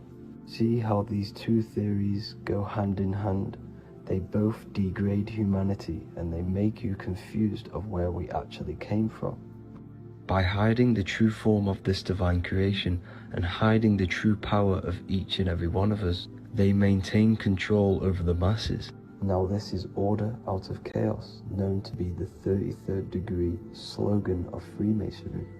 Now this is the Masonic cosmology, and as you can see, you have the checkered board for the duality, the 5-pointed star for the 5 elements, the 4 corners for the 4 pillars, the all-seeing eye, which is Polaris, the sun, the moon, and the 7 stars. So even Freemasons are taught the flat earth cosmology and the true form of this reality. Now the true nature of the sun, the moon, and the earth is shown and reflected through the Masonic compass. The Masonic compass is the sun, the moon, Polaris at the top, and the black sun at the bottom. It makes sense why all the scientists who introduced the globe model all used the compass and the globe together, because it's truth in plain sight. As I explained in my other video, all Freemasons have to take the oath, so it goes to show, why are we all learning these theories from Freemasons who can't talk about certain topics that they learn about? Why should we believe their theories when they're holding back the real truth about this reality? Now going on to NASA. NASA means to deceive in Hebrew, and they are also funded by the government. They are not a private company. The old owner of NASA, Werner von Braun, on his grave has the Bible verse Psalms 91. The heavens declare the glory of God, and the firmament showeth his handiwork. Now why would the owner of NASA put this on his grave? Seems a bit suspicious to me, alongside with the NASA astronauts are all Freemasons. And not to mention the countless mistakes they've made on their live videos in space stations, the moon landing, and the CGI footage of the Earth, which is obviously photoshopped. Just by tricking the masses that they live on a spinning ball, the elites gain the perception of the masses. Not only does it hide the divine creation we're inside of, it hides the divine spark within you. It hides the creator, the source. And by believing in space and we live on a spinning ball, it makes people come to the interpretation of that we are a coincidence and we do not have any purpose. And of course this is false. When you come to realization that we are all a divine creation and we can create our own divine life in this reality, life becomes more sacred and you start to enjoy little things. The elites want you to believe everything exists only in the 5 senses. They want you constantly looking outside of yourself because they know that will keep you on lower states of consciousness. Now this brings me to our next point. By tricking the masses into the heliocentric model, the elites started to advertise aliens in the movies, in cartoons and magazines in the late 1940s. Now this is subconsciously programming us about aliens and extraterrestrial threats, which then they can use to their advantage. And this is something called Project Bluebeam. They are more than likely going to fake an alien invasion to push this 2040 agenda, which is for one government and one ruling currency. That's it for this video, guys and girls. Hope you all enjoyed. Please make sure to leave a like and a comment. God bless you all. Welcome to Revival of Wisdom. Welcome people. We're back with another video. Please make sure to hit the like, the subscribe button, and turn on notifications to never miss a video. The Vatican is a giant key from a bird's eye view, and it also contains an 8-pointed star. The Anunnaki Sumerian gods also depicted this 8-pointed star. The sky god Anu from the Anunnaki also uses the 8-pointed star for his symbol. And even Freemasons depict an 8-pointed luminary with a ladder and a key. This is symbolizing the key to ascension up to the 8-pointed star, which is Polaris. Polaris is always depicted as an 8-pointed star. Polaris is the standstill star at the very center of our realm, which is perfectly aligned with the North Pole. The Earth is a giant torus field, and at the center is where the most electromagnetic energy is stored. This is why all compasses point to the north. Hence why a compass is an 8-pointed star, because it points you to Polaris, which is the North Pole, the center of this realm. The 8 points of the 8-pointed star symbolize the 8 points in space and time. So yes, Polaris is the portal which you ascend through if you outgrow this consciousness by aligning your chakras. Our earthly realm is a macrocosmic reflection of us, and we as humans are the micro reflection, with the earth containing its 7 chakras as well as us.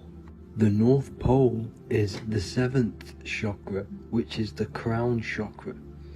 So the key to ascension is held by the Vatican, hence why it's a giant key, because they mislead the masses through their religions, which teaches the masses to look outside of themselves.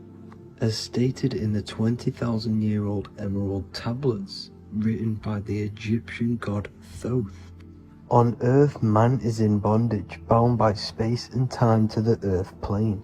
Encircling each planet, a wave of vibration binds him to his plane of unfoldment. Yet within man is the key to releasement. Within man may freedom be found. So the 7 planets are associated with each 7 chakras. The lowest chakra being the root chakra, which is associated with Saturn. This is why the elites love Saturn and reflect it in all of their symbols, because the chakras are an ascension of spiritual principles, starting from the material and ascending up to the spiritual, the crown chakra. However, evil love bondage, and they are trapping souls in the physical realm by stopping and provoking the ascension process. They do this by abusing the energy of Saturn, and Saturn is associated with the lowest chakra. The lower 3 chakras are associated with survival mode, which keeps the consciousness in a constant state of fear and only aware of its surroundings. Once you start to ascend up your chakras, you become more consciously aware of spiritual deeds. And this is the process of returning back to your true spiritual form. Going back to Polaris and its connection to ascension, Kanye West symbolizes this on his music video 24. As you see him rise up into the sky, you see an 8-pointed shape around him, which symbolizes the 8-pointed star, as you see the beam of light. And even NASA symbolize this in their Space Delta logos, a bear holding a key with an arrow up to Polaris, the 8-pointed star. Here's another NASA logo of an arrow from the Earth to Polaris. The series Lock and Key on Netflix is all about portals and doorways, and they have the Kundalini energy as one of their keys. Kundalini energy is the energy which rises up the spine, the 33 vertebrae, and activates the third eye. The third eye is the spiritual gland which connects humans to other spiritual realms. We are not the body. Our spirit, our soul inhabits the body. We exist physically, spiritually, and mentally. Therefore, we are multidimensional. The intellectual and spiritual inhabit the body. Therefore, this is just an avatar within this timeline. However, within each and every one of us, we all have the key to releasement, as says in the Emerald Tablets. This releasement is ascension up until higher states of consciousness. As stated in the Emerald Tablets, man is in process of changing to forms that are not of this world. Grows he in time to the formless, a plane on a cycle above. And another one saying, man is a flame bound to a mountain, but we in our cycle shall ever be free. Know ye, O man, that when ye have progressed into the cycle that lengthen above, life itself will pass to the darkness, and only the essence of the soul shall remain. That's it for this video. I hope you all enjoyed. Please feel free to leave a like, subscribe, and comment any subjects you want me to talk about. God bless you all.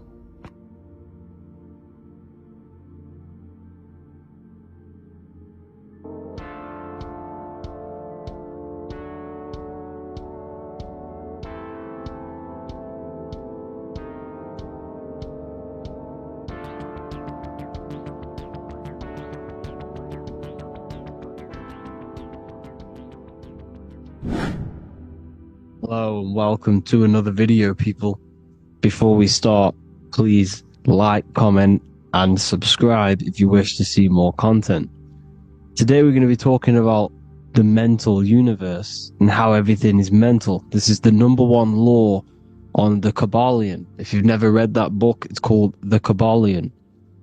A very good book. It's the first law because this is the most important thing you need to understand, is how everything exists within the mind.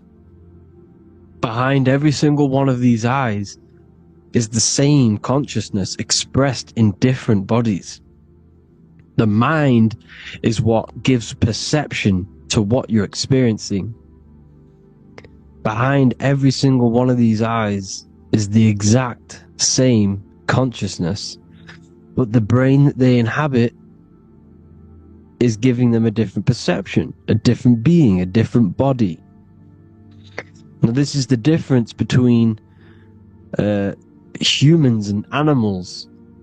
Humans possess a advanced consciousness, an advanced mind that gives us the ability to be aware of ourselves mentally, physically, and spiritually. We can reflect on ourselves.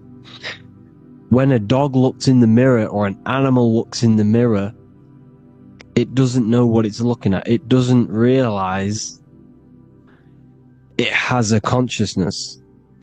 It can't reflect on itself. It can't say, I want to improve in this area. It doesn't have that consciousness. We have a divine consciousness. Take away the N for divine, and you get with a D, put it with a D, you get divide, because we have a divided two-way consciousness. An animal only has one. However, it's still the same mind. We're all mind. We're all mental. We all exist within the mental plane. Look at this person walking. The body, the brain, is sending electrical signals through the 12 cranial nerves, which the 12 disciples that spread the gospel of Jesus, right? You have 12 cranial nerves in your brain. There are 12 disciples which spread the gospel of Jesus. Jesus represents the mind, the intelligence, the invisible intelligence that we all are, the same intelligence, the same exact consciousness, which then sends a command into the brain. Then the brain sends these 12 electrical signals through the 12 cranial nerves to control the rest of the body through the nervous system. This person walking is not, the body is not walking. The mind is telling it to walk. And the brain is it's a supercomputer which is decoding these demands given to it by the mind. Because the pineal gland will have something to do with the ether, because the ether is physical and non-physical. The mind is sending the commands through the ether to the pineal gland, which is then getting broken down into electrical codes within the brain and sent throughout the nervous system to control the body. And this is why in the Sims simulation, because the body's the simulation, it's a false reality, it's the fake reality, it's not the real you. You are formless, there is no form, but the third dimension is a dimension within your mind. Matter, mind, light is all a product of your mind. It's all in the mind. Now, this is why The Sims has this green little diamond on top of the head. Because this is you, this is your invisible intelligence controlling the character. Okay, it's controlling the character. And this character is in the world. Your consciousness isn't in the world. The world exists within you, but the body is a vehicle for that realm that you land in. When you have a dream, your mind transcends this body into another body, duplicates your body into another universe, unite, unite is one. We're all one. It's all one universe, expressed in many different ways, infinitely. And the vehicle that you land in is the body to operate in that realm. This is the all-seeing eye, as you see here. The I, this is all the intelligence. This is the ball of consciousness, God, expressed in different bodies. We're all this same one in different bodies, as you can see here. And this intelligence is expressing infinitely throughout the universe. An infinite universe. There's no beginning, no end. There was no beginning of the universe. There is no end. It's infinite. Always has and always will. But the mind is what gives you the ability to explore the universe, to make perception of it. We are God in disguise. We are God in disguise. We are God in flesh. But the body can become attached to the mind can become attached to the body if the mind is not aware of itself. When the mind is that blinded by matter, and we lack knowledge and understanding of what we truly are, a formless, infinite being, a traveler. This is why Freemasons are called Freemasons. Mason means traveler. Free. You're a free traveler because your consciousness is a traveler of the universe. When we lack understanding, our mind bounds to the body because we don't separate the body with our different layers of consciousness. When we separate them and identify that we are mind, body, emotion, you then can apply this knowledge to when you want to astral travel and explore the different realms of your mind, because the mind is the universe. People, this is what we need to understand. The mind is the universe. I am you and you are me. This is the Egyptians showing you this. The Ankh is the symbol of life.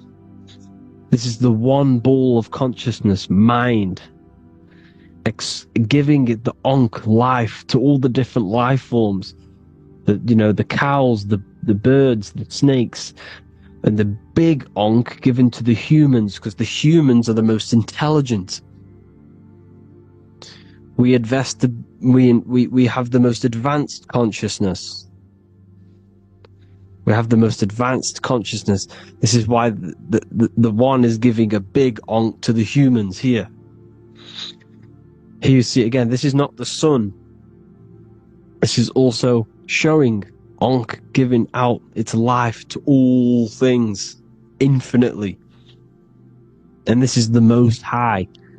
We are the Most High in disguise. When we strip off the body, we strip off the desires for the physical world, we strip off all of these fake identities that the mind gets attached to. That is God. The universe. You are the universe experiencing itself. I and I. The letter I and the number 1 is just one line. The letter I is the number 1. Because your I am, when you refer to yourself as I, every single one of you who's watching this video refers to yourself as I, which is the one. We are all the one. We are all intelligence. We are all invisible. We are all the one. 1 is the only number. 1, 2, 3. Everything goes up in ones because there is only one. Doesn't matter how far you go down the line with numbers, all of their numbers are created by 1 because there is only one. So me and you are the exact same consciousness expressed in different bodies. Mind. Cause. There is only one cause. There is only one mind. There is only one being. But because we lack understanding of this, we think we are the bodies. And this causes division because the physical world is the most illusionary world. It's an illusion. It's all an illusion. Now you see with the two, you look with the 2 eyes, but you see with the inner eye, the mind. Okay? The mind is the mental plane is a shared plane. And it gives perception to what you're looking at. The mind. I'm affecting you when I speak. Because the mental plane is shared. We all share mind. We all express mind. When I'm speaking to you, I'm affecting you because we are mind. So the words that I'm saying, which are being manifested from my mind, are being manifested through my body into vibration, is affecting you. I'm affecting you with what I'm saying. And these words are having an effect on your mind because we're all mind. This is why you need to be careful what you're listening to, music and all sorts. Because music can also create thought loops within your mind. Because the chorus, we shouldn't be listening to choruses. Choruses are loops. And what they're saying in the chorus is being looped. And this can create thought loops within your mind. Go and listen to an old song that you used to listen to about 5 years ago, 10 years ago, 20 years ago. Go and listen to an old song and you guess what? You will get nostalgia. Why will you get nostalgia? Because that song will trigger the thoughts that you were thinking in that time of listening to that song. So songs with choruses create thought loops and they reprogram your subconscious mind. It's important why music is very powerful. Mine and mind, same word. See, language is the truth, people. This is why I use language in all of my presentations, especially the English language. It's riddled with occult truth. I is my me, I, you and me, or I, one. We are not the name, we are I. Every single one of you is I, because we are all the one. All mind. Now, the only thing that is truly mine is my mind. When you say something is mine, it's an illusion. It's not yours. The only thing that is mine is mind. My mind. Okay? It's my mind. It's the only thing. It's the same word, mind and mind. Like I said before, everything's one.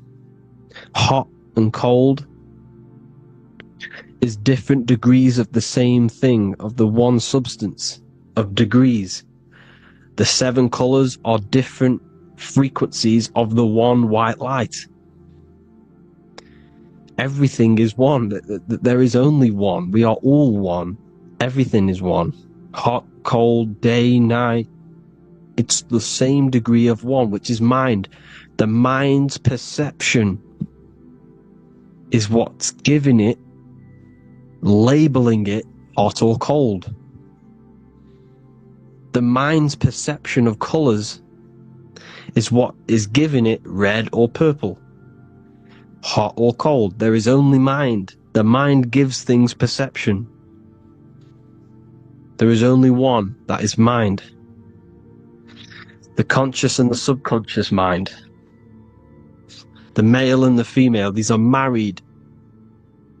The subconscious mind is your hidden part of the mind.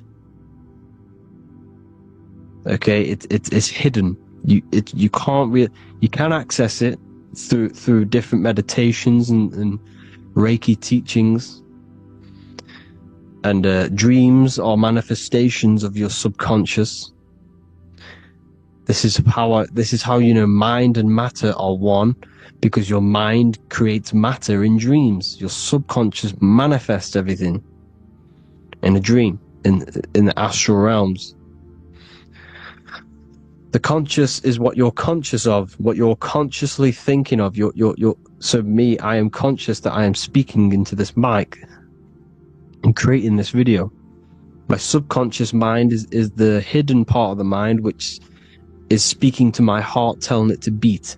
It's telling my food to digest. It's regulating all my blood. It's doing everything in my body without me being conscious of it. Without me being conscious. The subconscious is the feminine. The conscious is the male. The Bible, of course.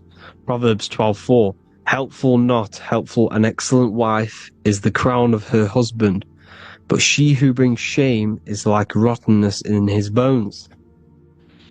In the same way, husbands should love their wives as their own bodies. He who loves his wife loves himself. You can take that physically, you can take that literally, or you can take it metaphysically.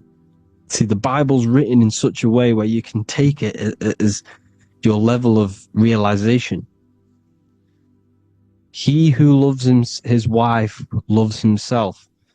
If you love your subconscious, if you love yourself, you speak good about yourself, because your subconscious takes everything literally. If you say, I hate you to someone, your subconscious does not know the difference between me and someone else. It only thinks me, me, me. Why? Because mind is the only thing that exists. You are mind, I am mind. If I say, I hate you, you're saying that to yourself. Your subconscious picks that up and says, I hate myself. And that's telling your subconscious that's what you want. Because your subconscious manifests 90% of your behavior. The programs within your subconscious. Tying your shoelace is a program. You don't need to be conscious of it. You can just do it. Because it's a program. It's deeply interwoven in the subconscious. Driving your car. Texting on your phone. You don't have to think about what letter. You just do it because you know where the letters are. It's a program. Therefore, if you look after your subconscious, they are a married couple. It's your wife. Your subconscious is your wife. And it manifests 90% of your daily basis thought patterns, actions, behaviors, emotions, all the things that you all the trauma that you've experienced is stored within your subconscious, which is affecting you. So let's say you were in a car crash 10 years ago. and you had a really traumatic event, you really hurt yourself, and you had a very, very, very strong emotion that you felt of pain, that will still affect you today. And why? Because it will manifest into your behavior. How? Well, you'll be cautious of what cars to go in and who. You'll be cautious because of that event that stood within your subconscious, because of that feeling you felt was so painful and so strong. It's still manifesting into your behavior today. For example, you won't go in certain cars, you won't go with certain drivers. The subconscious stores everything, all your memories, the programs and everything. So if you trick the subconscious, that's how you manifest your life. If you trick the subconscious, you already have something. And therefore it will manifest into your life, into your behavior, thoughts and actions. This is why the golden rule is to treat others like you want to be treated. Because I am you and you are me. We are all subconscious. We all have subconscious. Whatever I do to you, I do to me. Because my subconscious picks that up and thinks I'm speaking to me.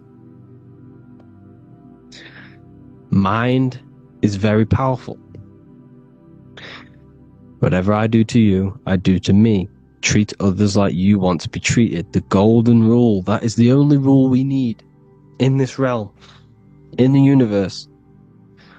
If everyone understood this rule and how the subconscious works and how karma works, we'd live in heaven on earth, the Garden of Eden, the golden age. As a man thinketh in his heart, so is he. Proverbs 23:7. Where your heart is, there will be your treasure. Your heart's the emotions. This is the storehouse of emotions. It is where you feel emotions. You have to let your emotions move through you, not become you. You can't let your emotions become you. But except be like the sky and let them pass through you. Be like the clouds and the stars passing over. Let them pass through you. Do not let them become you. And this is how emotions can take over your mind. We are driven by, when a man is driven by emotions, he has no self to control.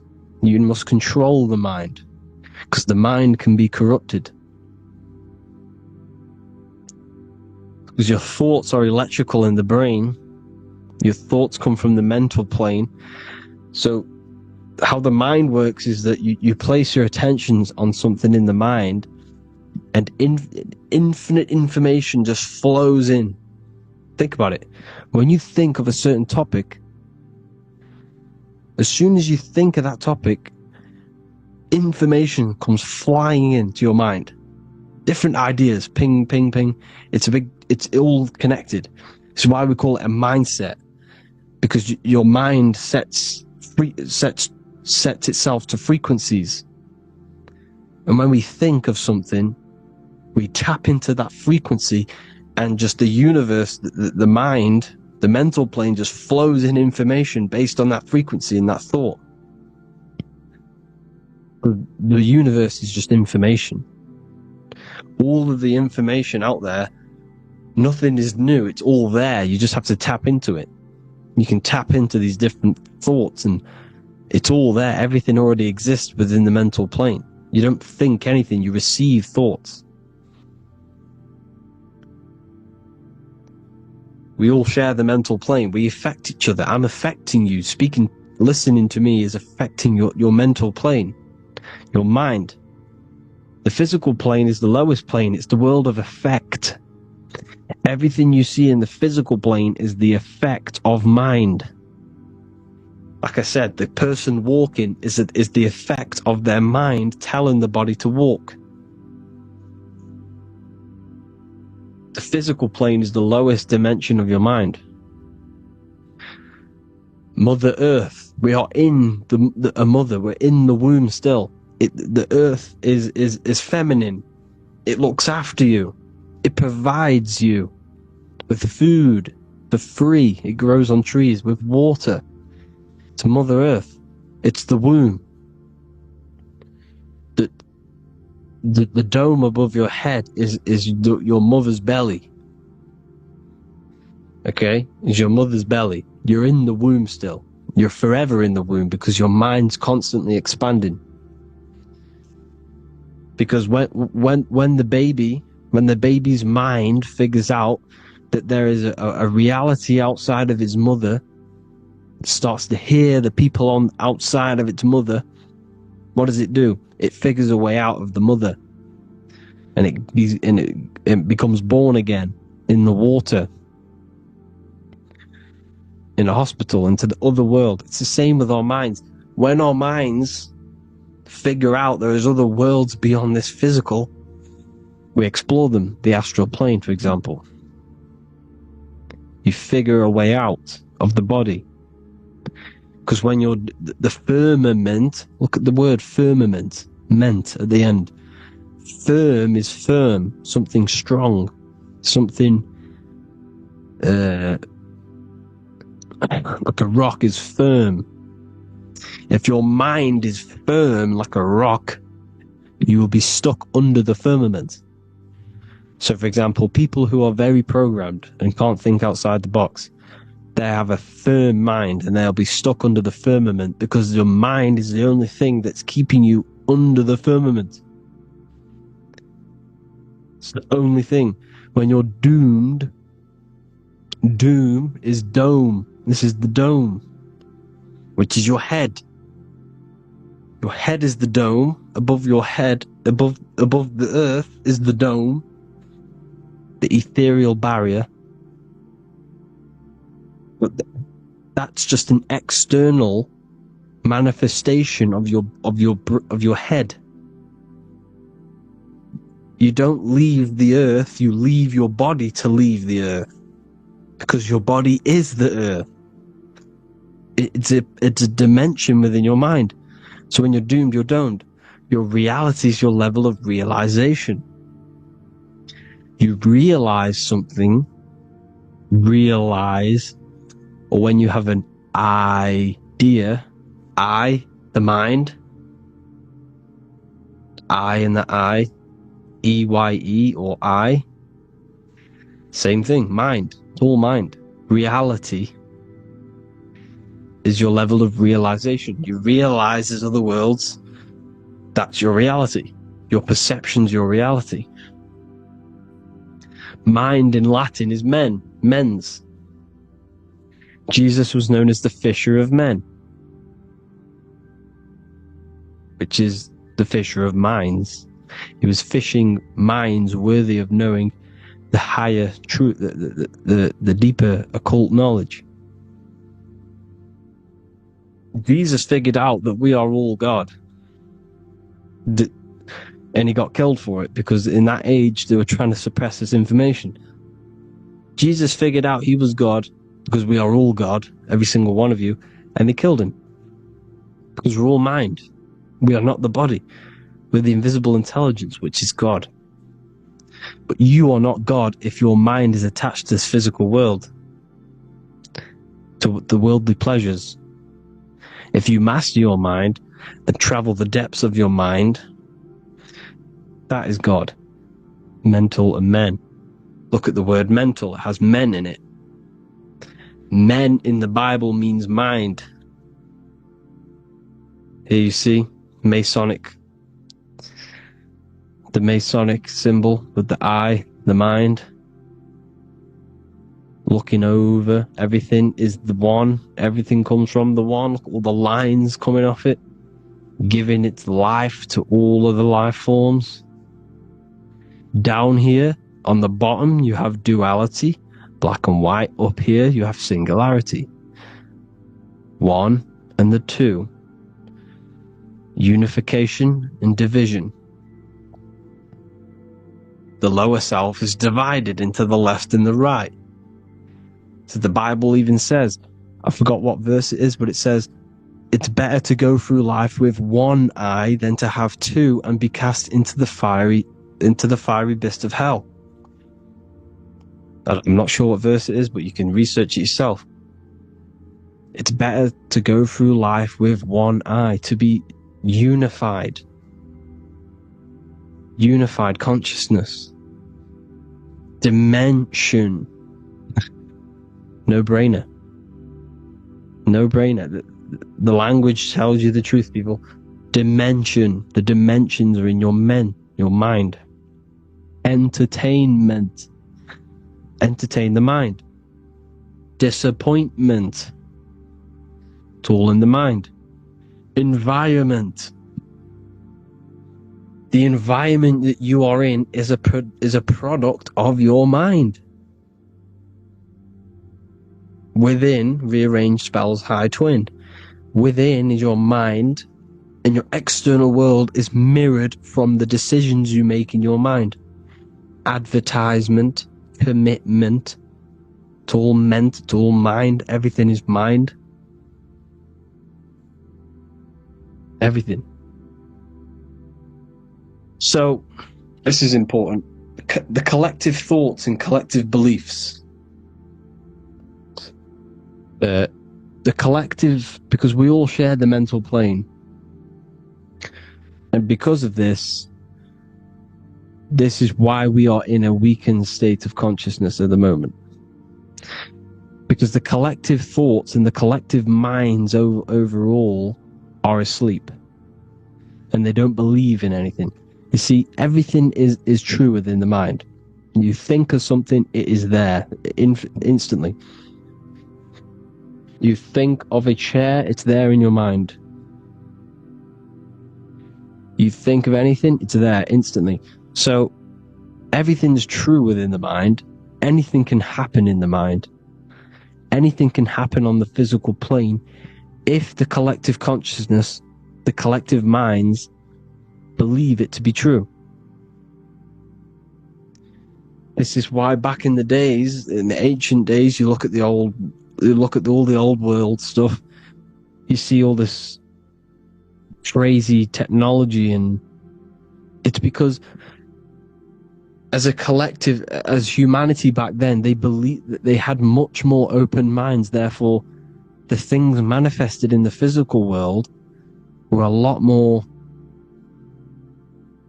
out of the box, so to say, compared to today. For example, magic is not as powerful today because the masses don't believe in it. It's still powerful, don't get me wrong, but if the masses believed, or if everyone knew magic could be real, because it is, anything's real in the mind, it would be a lot more powerful.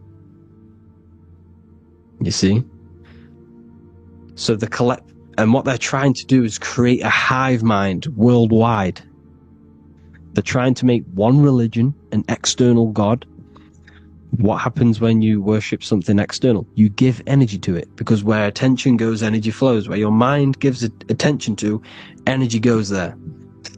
And when we all believe in external gods and give our worship and our power to these external things, we all give energy to it, which will manifest as a demon in the astral planes. It's a hive mind. They're trying to make a hive mind to summon our energy. Trying to summon our energy. And it's through mind, through collective thoughts.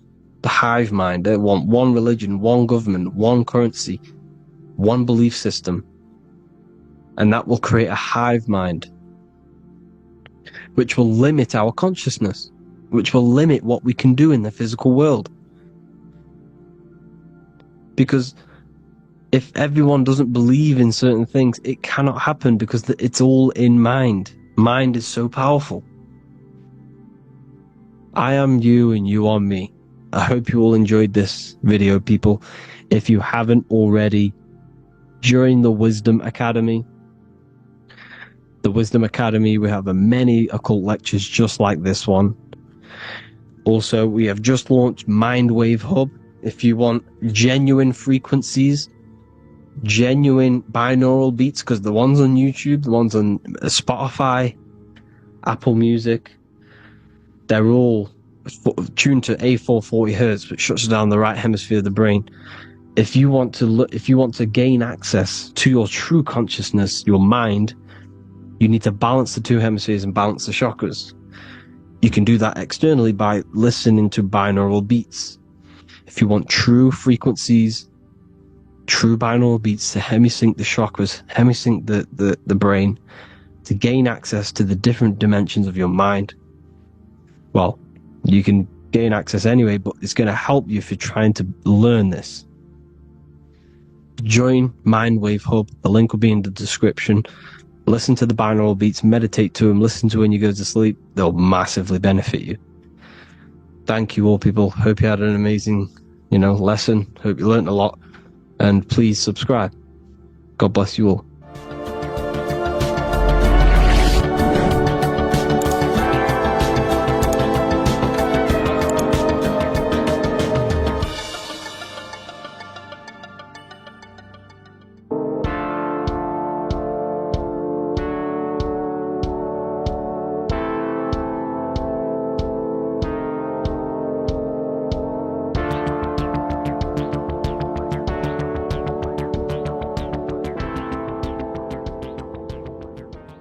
Welcome back everyone to another video.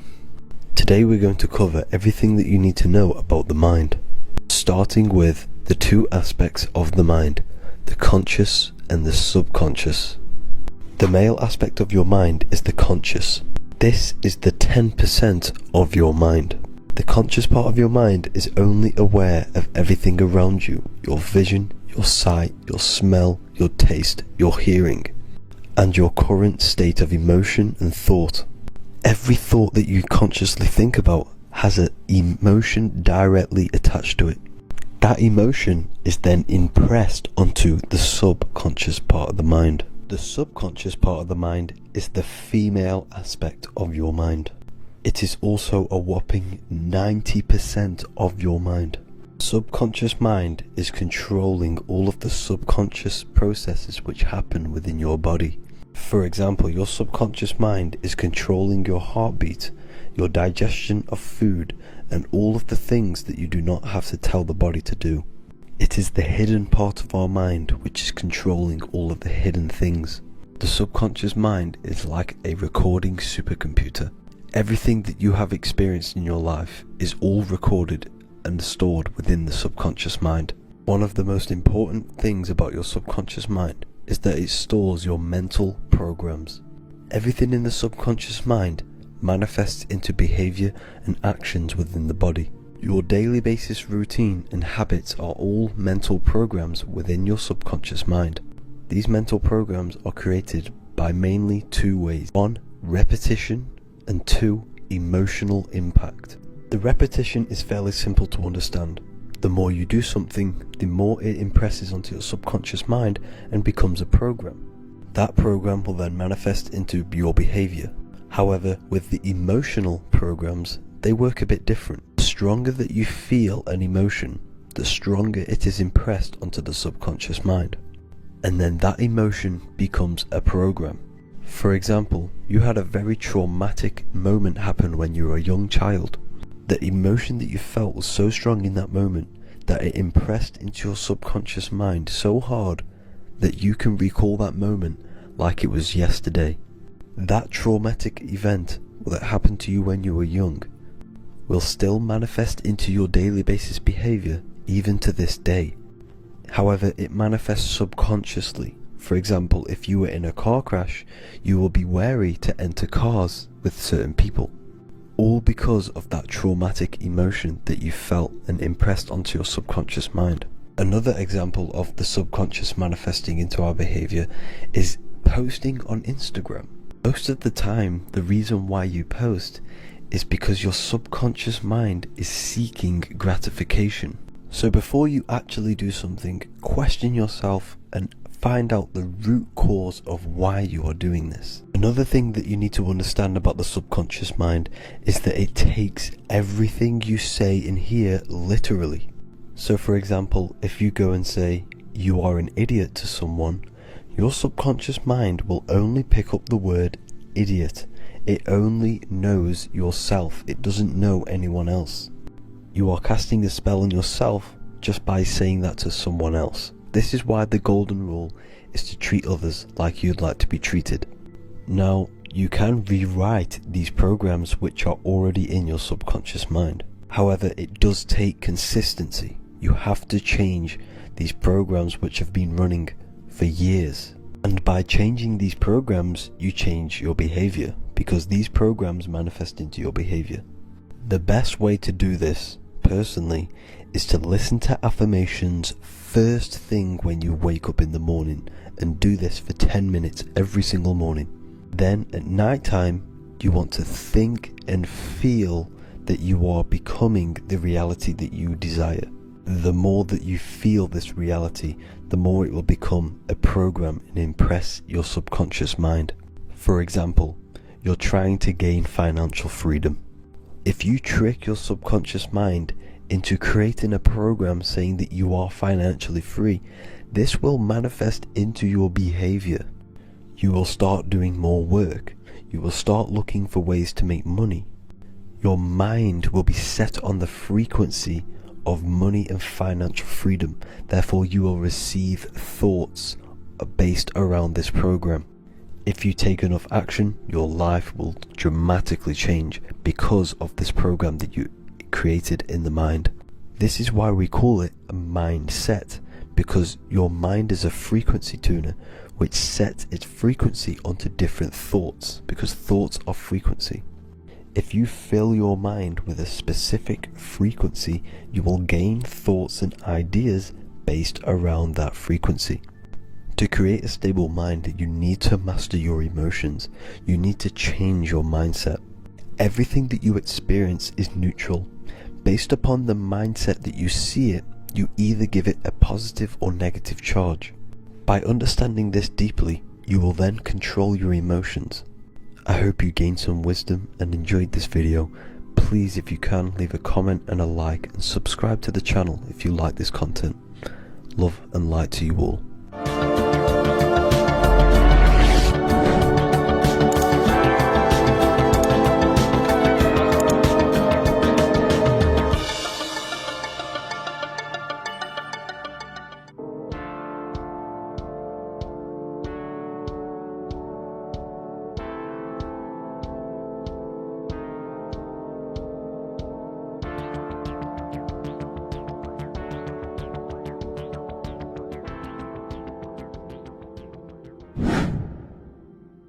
The earth has become a realm in order to trap souls within, so that they can harness our electricity, our energy. Even the Bible is talking about how this realm is controlled by the wicked one in John 5:19. We know that we are the children of God, and that the whole world is under the control of the evil one. Ephesians 6:12, for our struggle is not against flesh and blood, but against the rulers, against the authorities, against the powers of this dark world, and against the spiritual forces of evil in the heavenly realms. So the Bible is telling us that this is not the only world. There are other worlds, there are other realms that we can go to, considered as heaven. Heaven being a higher realm where there is no evil, no darkness. This is a midpoint realm where there is good and evil. Now, we're going to explain how the soul trap is how it's working, and how your soul is being harnessed for its energy, and how you are tricked to come back to this realm after death. What you need to understand is that you are the invisible intelligence behind the physical body. You are the mind and soul.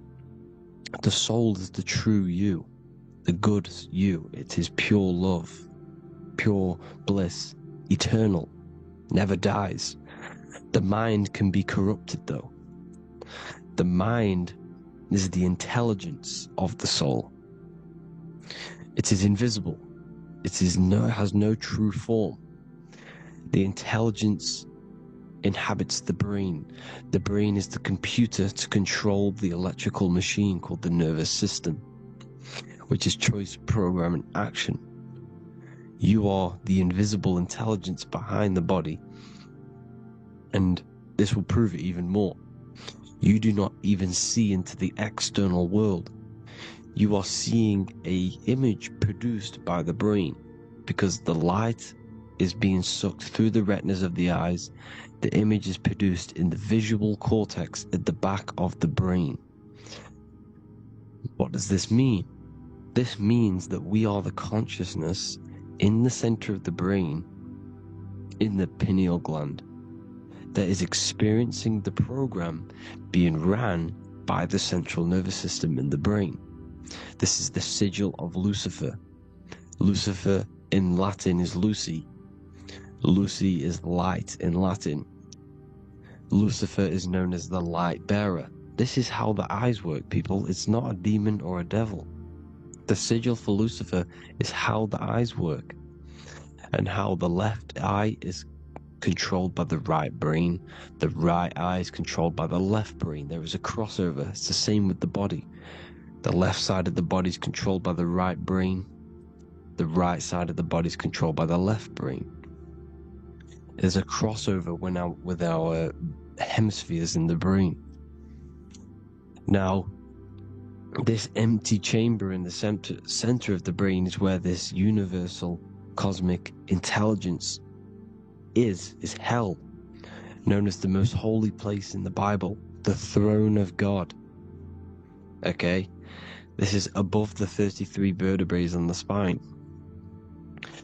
As you can see here, you are the being in the center of this point. All of the nerves are being sent back to this one particular point, which is the seat of our invisible intelligence. You can see it's an empty chamber. Our consciousness, our intelligence is not a physical thing. This intelligence is the true voice inside of your head. This is why your head is heaven, your heart is earth, your heel is hell. Your head is heaven because this is the seat, the throne of God. God is in heaven because the consciousness, this divine intelligence that's controlling the body, is sat in the center of the brain. The brain is taking commands of this invisible intelligence. When you close your eyes, you can feel your awareness, your consciousness, your intelligence is all in the brain. Your awareness is not in the feet, the heart, the legs, the arms. It's all in the center of the brain. Now, if you meditate deeply, you will find that you are beyond the mind. You are the being observing the thoughts. You are the soul observing the thoughts.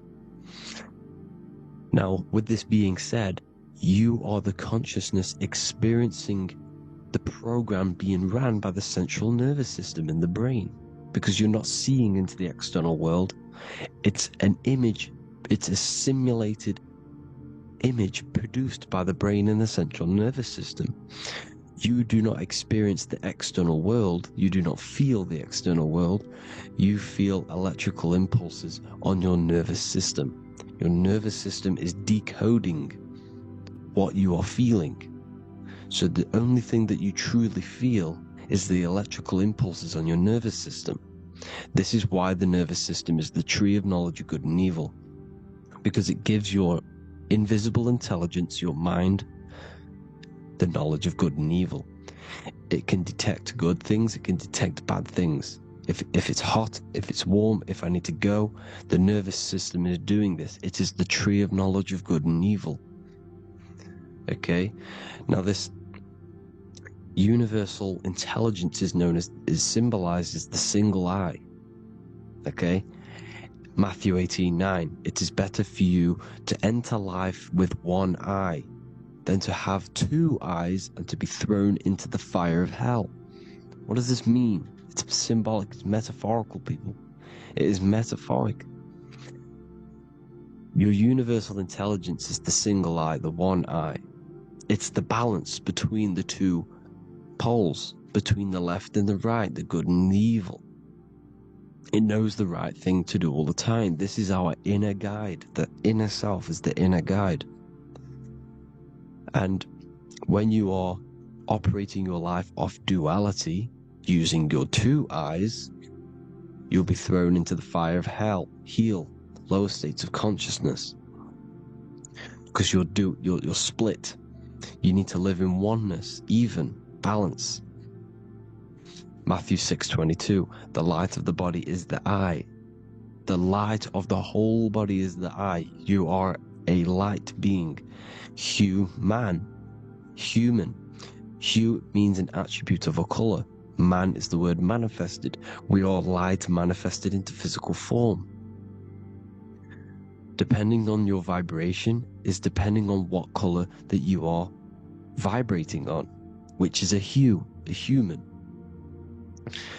If therefore thine eye be single, thy whole body should be full of light. Again, it's talking about the single eye, oneness, completeness. When you balance the hemispheres of the brain, we'll go over that later. But anyways, the body is the earth. This is what we need to understand, people. The body is running the simulation, the program that our consciousness is experiencing. So when we leave the body during death and astral projection, we leave the earth. This is how it works. The body is the vehicle for the earth, for this realm. Everything exists within our mind. You have the soul, mind, and body. The soul is the observer, the watcher, the true being. This is why she has many different heads, because the soul inhabits different bodies. This is the serpent, which means knowledge, which is the mind, wisdom.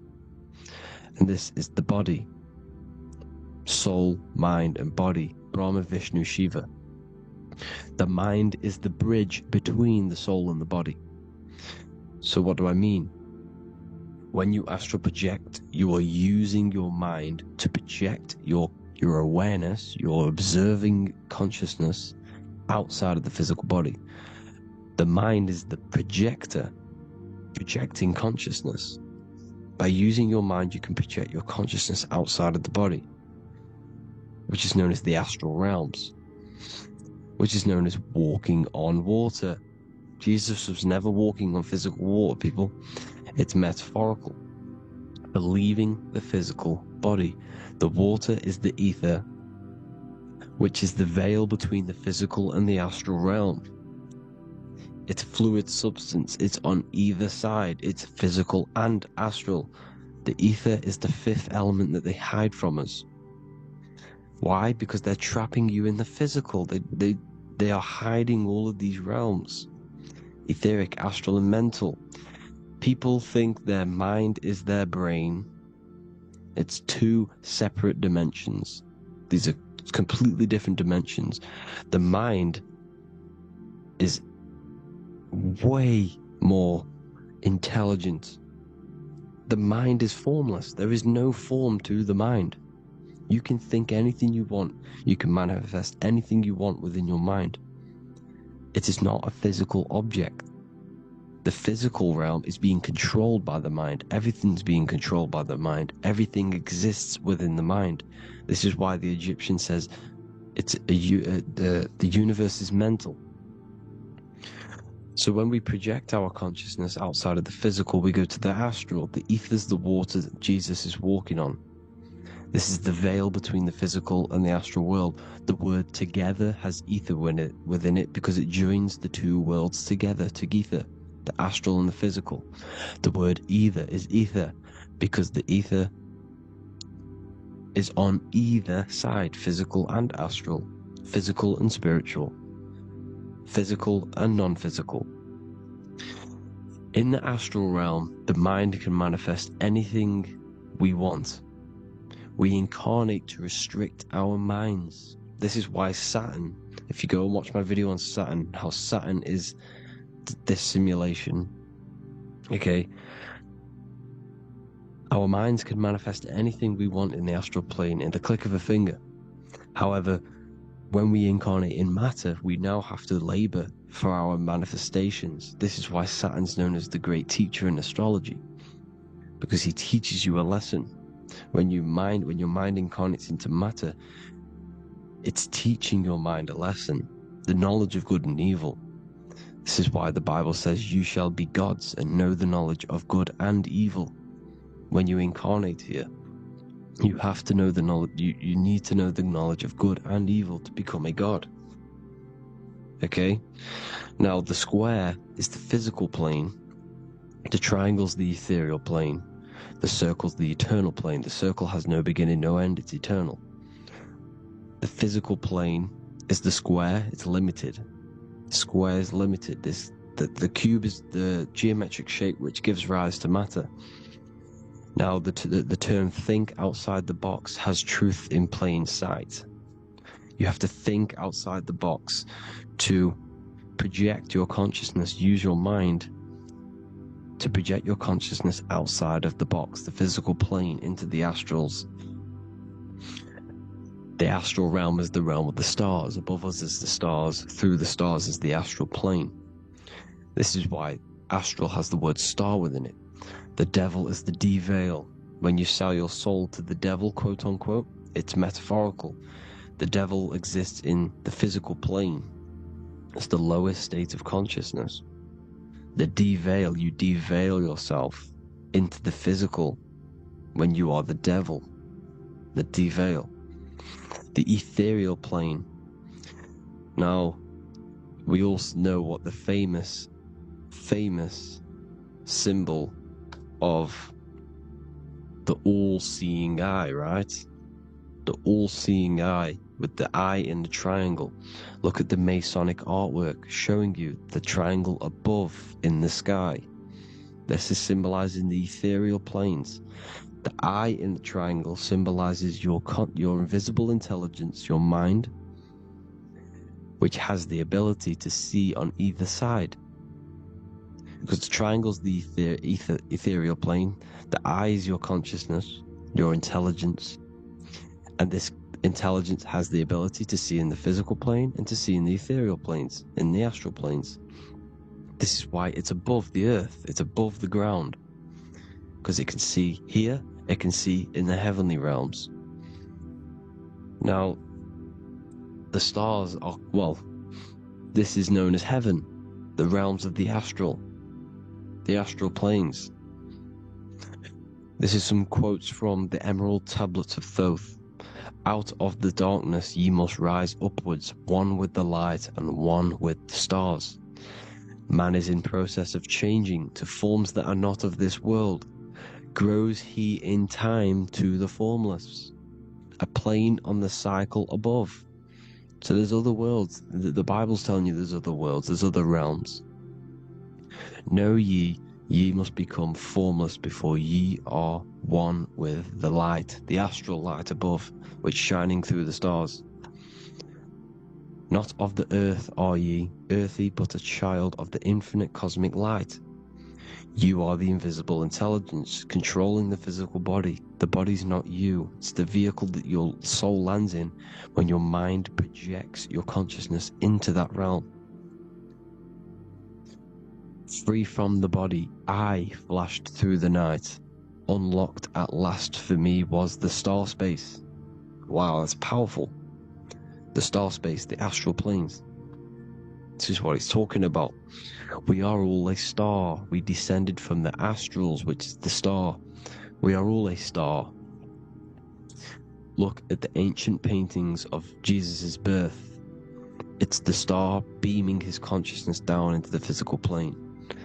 Here's another one. Here's some Freemasonic artwork showing you, again, the ether, that invisible intelligence, the eye, manifesting itself inside of here, in the physical realm, where the people are. You see? It's the same here. This is Jesus. Here's the bird symbolizes the Holy Spirit, your invisible intelligence, descending into the waters, the ether, the ethereal, everything. The ether's the base of all physical matter. Here's Truth in Plain Sight. Mr. Bean, the famous TV program in England, in the UK. He begins the program like we all begin the program, from falling from the stars. He falls down with a beam of light. And this is Truth in Plain Sight. This is false. Aliens don't exist, they're a lie, alien. But this symbolizes the star beaming our consciousness, and when we die, this star will suck us back up. Just like this UFO is doing. It's truth in plain sight. So, this is some more Freemasonic artwork, going from duality to singularity. Sun, moon, masculine, feminine. Right hemisphere, feminine, left hemisphere, masculine. The consciousness in the center, the balance point. Here's another more Freemasonic artwork.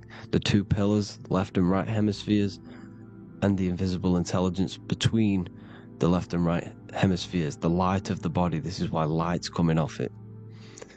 Because it's light, it's pure light. The blazing star. The stairs go from the checkered board, the duality, up to oneness, in between the sun and the moon, the masculine and the feminine. This is symbolizing going into oneness. What did the Emerald Tablet say? You've got to become one with the stars, one with the one with the self.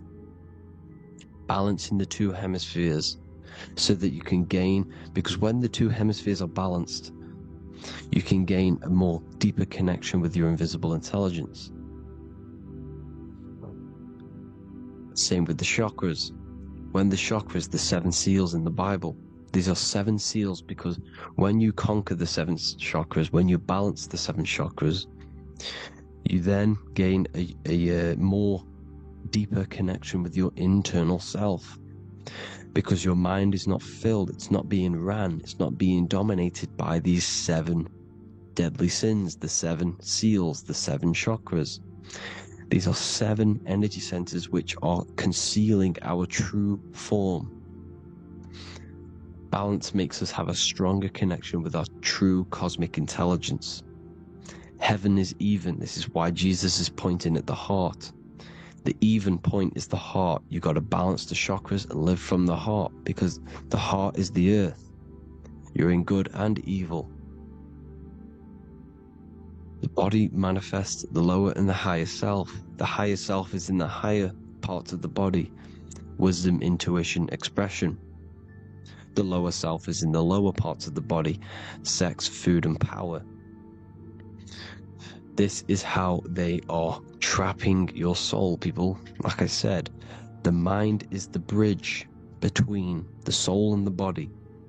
So by tricking the mind, not giving it the right knowledge, and keeping the mind stuck in the lower 3 centers, thinking about power, food, and sex, this is low vibrating energy. It's going to keep your mind addicted to the physical realms. Okay? This is why you need to go even, balance, heaven. Okay? I will explain the soul trap in a second, how it fully works.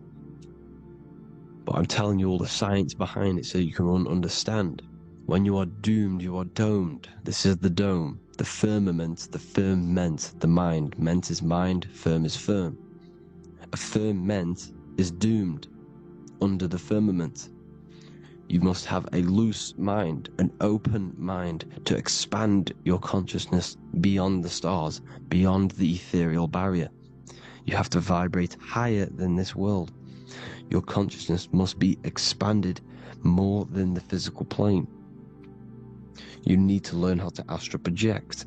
You need to learn how to leave the body, how to operate outside of the body, so that when you do leave the body, you will have recognition, you'll have knowledge, you'll have practice. But this is as above, so below. The woman's belly is the earth. It's as above, so below. It's a microcosm of the macrocosm. We are the children in the womb. We are the people in the earth being ready to be born into the heavenly realms. As above, so below. It's a microcosm, macrocosm. Everything is in everything on a bigger and a smaller and a larger scale. Now, when the baby figures out that there is a world beyond its mother, what happens? the baby starts to move around and tries to get out of the mother. Because once it starts to hear the external world, starts to hear people, it's going to wonder, what's outside of why am I in here? What's outside? So the baby will force its way out of the mother. It's the same with our minds, as above, so below. When our minds figure out that there are other realms beyond this world, we will seek a way out. This is the womb, the Mother Earth, Mother Nature. It's the mother. We're in the womb. We can be born out of this world, which is being born again in the Bible.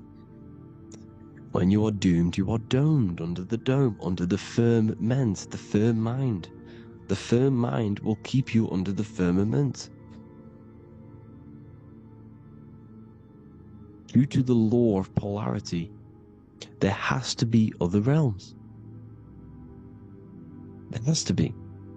Because the law of polarity works in this world, and it will work on every scale possible. It's universal laws. These are universal laws. The law of polarity means that there are other realms polarizing this realm. There is a hell, there is a heaven. There is a midpoint, which is Midgard, which is the one we are in now. Earth, heart. Earth is the heart. Heart is the center, good and bad. The balance between good and bad. Your reality is your level of realization. Your mind realizes other worlds, you will seek a way to them worlds. It's that simple. The soul trap is to keep you stuck in this physical body, which is the earth. This body is the earth. It's running the program, like I said at the beginning. It's running the simulation that your consciousness is experiencing. You are an electromagnetic being, and you're hidden in a cage, your rib cage, and you're stuck in cells, a prison cells. Look, you're in cells. We produce electromagnetic energy. Your soul produces this energy. And by trapping your consciousness inside of this physical realm, they harness this energy within the astral realms. They're using you to manifest demons, because your mind creates demons through emotions and mental thought energy, which is a whole nother video. I can make a video on that. You're manifesting everything for them because they're trying to create a hive mind. This is why they want everyone to believe in one belief system, one government, one belief system, one religion, because they're creating a hive mind. This hive mind will manifest and be summoned within the astral planes, because the mind manifests the astral plane. The astral plane is the realm of imagination.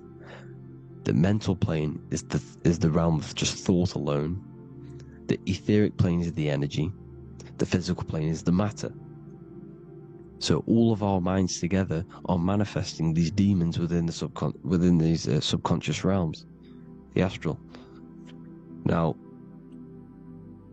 how are they keeping you stuck to this realm? Well, when you die and you're stuck in your lower three chakras, okay, when your mind and soul detaches from the body, which is the earth, when you leave the earth, you're still going to have these mental addictions to the food, the sex, the materialism, the phone, the cigarettes, everything.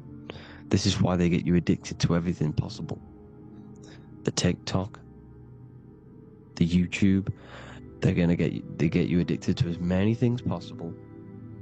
Because when your mind is addicted to these things, and when this mind leaves the physical body, you're still gonna have these addictions.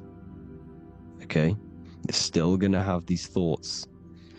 And you will be manifested into the lower astral realms because you're thinking materialistic, you're thinking negative, because your level of realization was your reality. You were manifesting hell on the earth. When you leave the body, you're going to manifest hell in the astral planes, which means you'll be vibrating on the very low, which will put you in the lower astral realms. So guess what? You're going to come back. You're going to come back into materialism. You're going to reincarnate. Because you haven't prepared for life after death. You must detach from the external world. Okay? Moon is mind. The sun is the soul. The earth is the body. The moon is the mind. This is why we say lunatic. In your mind, you have a specific mood. Moon. Money, M-O-N, is the moon. Money exists in the mind. They get you addicted to the money. The Bible's telling you this. Do not conform to the pattern of this world, but be transformed by the renewing of your mind. It's telling you. Of this world, but be transformed by the renewing of your mind. Who knew that the Bible was this deep? Matthew 16:26, what good will it be for someone to gain the whole world yet forfeit their soul? James 4:4, don't you know that friendship with this world means enmity against God? Therefore, anyone who chooses to be a friend of this world, of the world, becomes an enemy of God. John 4:4, dear children, are from God and have overcome them, because the one who is in you is greater than the one who is in the world. It's talking about the invisible intelligence. It's greater than the physical world. John 2:15, do not love this world, nor the things it offers you. Because this world will create you to, if your mind has attachments to what this world offers, sex, money, and power, pretty much, you will reincarnate here. You will come back here. Because when you leave the body, your mind will still have these addictions. Do not love the world, nor the things it has to offer you. All of this is in my newly published book. The paperback versions are now available. Finally, for all the people who have been waiting, the Book of Wisdom. All of this knowledge is inside of the Book of Wisdom. The paperbacks are available. There's worldwide shipping. You can get it anywhere, pretty much, any country. My new website, it's amazing. There's going to be some amazing products coming on the new website. But I thank you all for the support. Before I leave, I need to explain what is going on with the soul trap. Like I said at the beginning, the mind's the bridge between the soul and the body. The body's the realm. By tricking your mind with false knowledge, they are keeping your soul stuck to this realm. They get you addicted to all the physical things, and that is it. As soon as you're addicted and you die, you're going to come back. So by tricking your mind, which is the bridge between the realms, they keep your mind stuck within this body. They keep you in physicality. They deveil you, the devil, the deveil. Thank you all for the support, people. If you do want to join the Academy, all the links will be posted below this video for the book, The Academy. Thank you all for the support, and have an amazing day.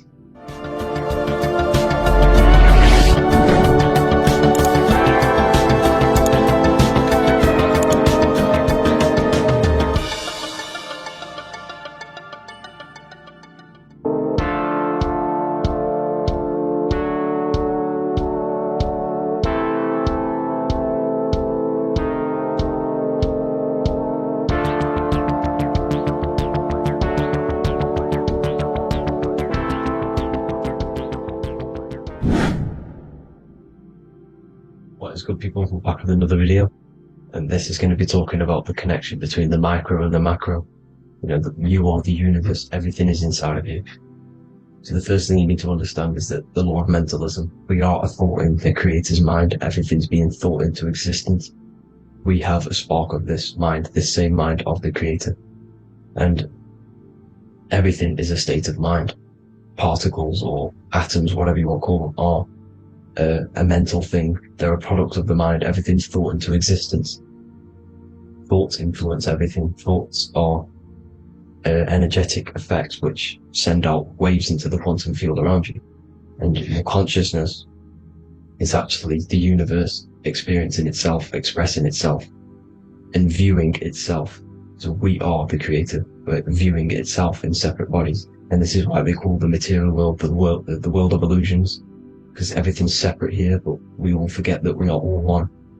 We've all been brainwashed to think we're all separate, but we're all one. We're all the same mind, the same consciousness, everything.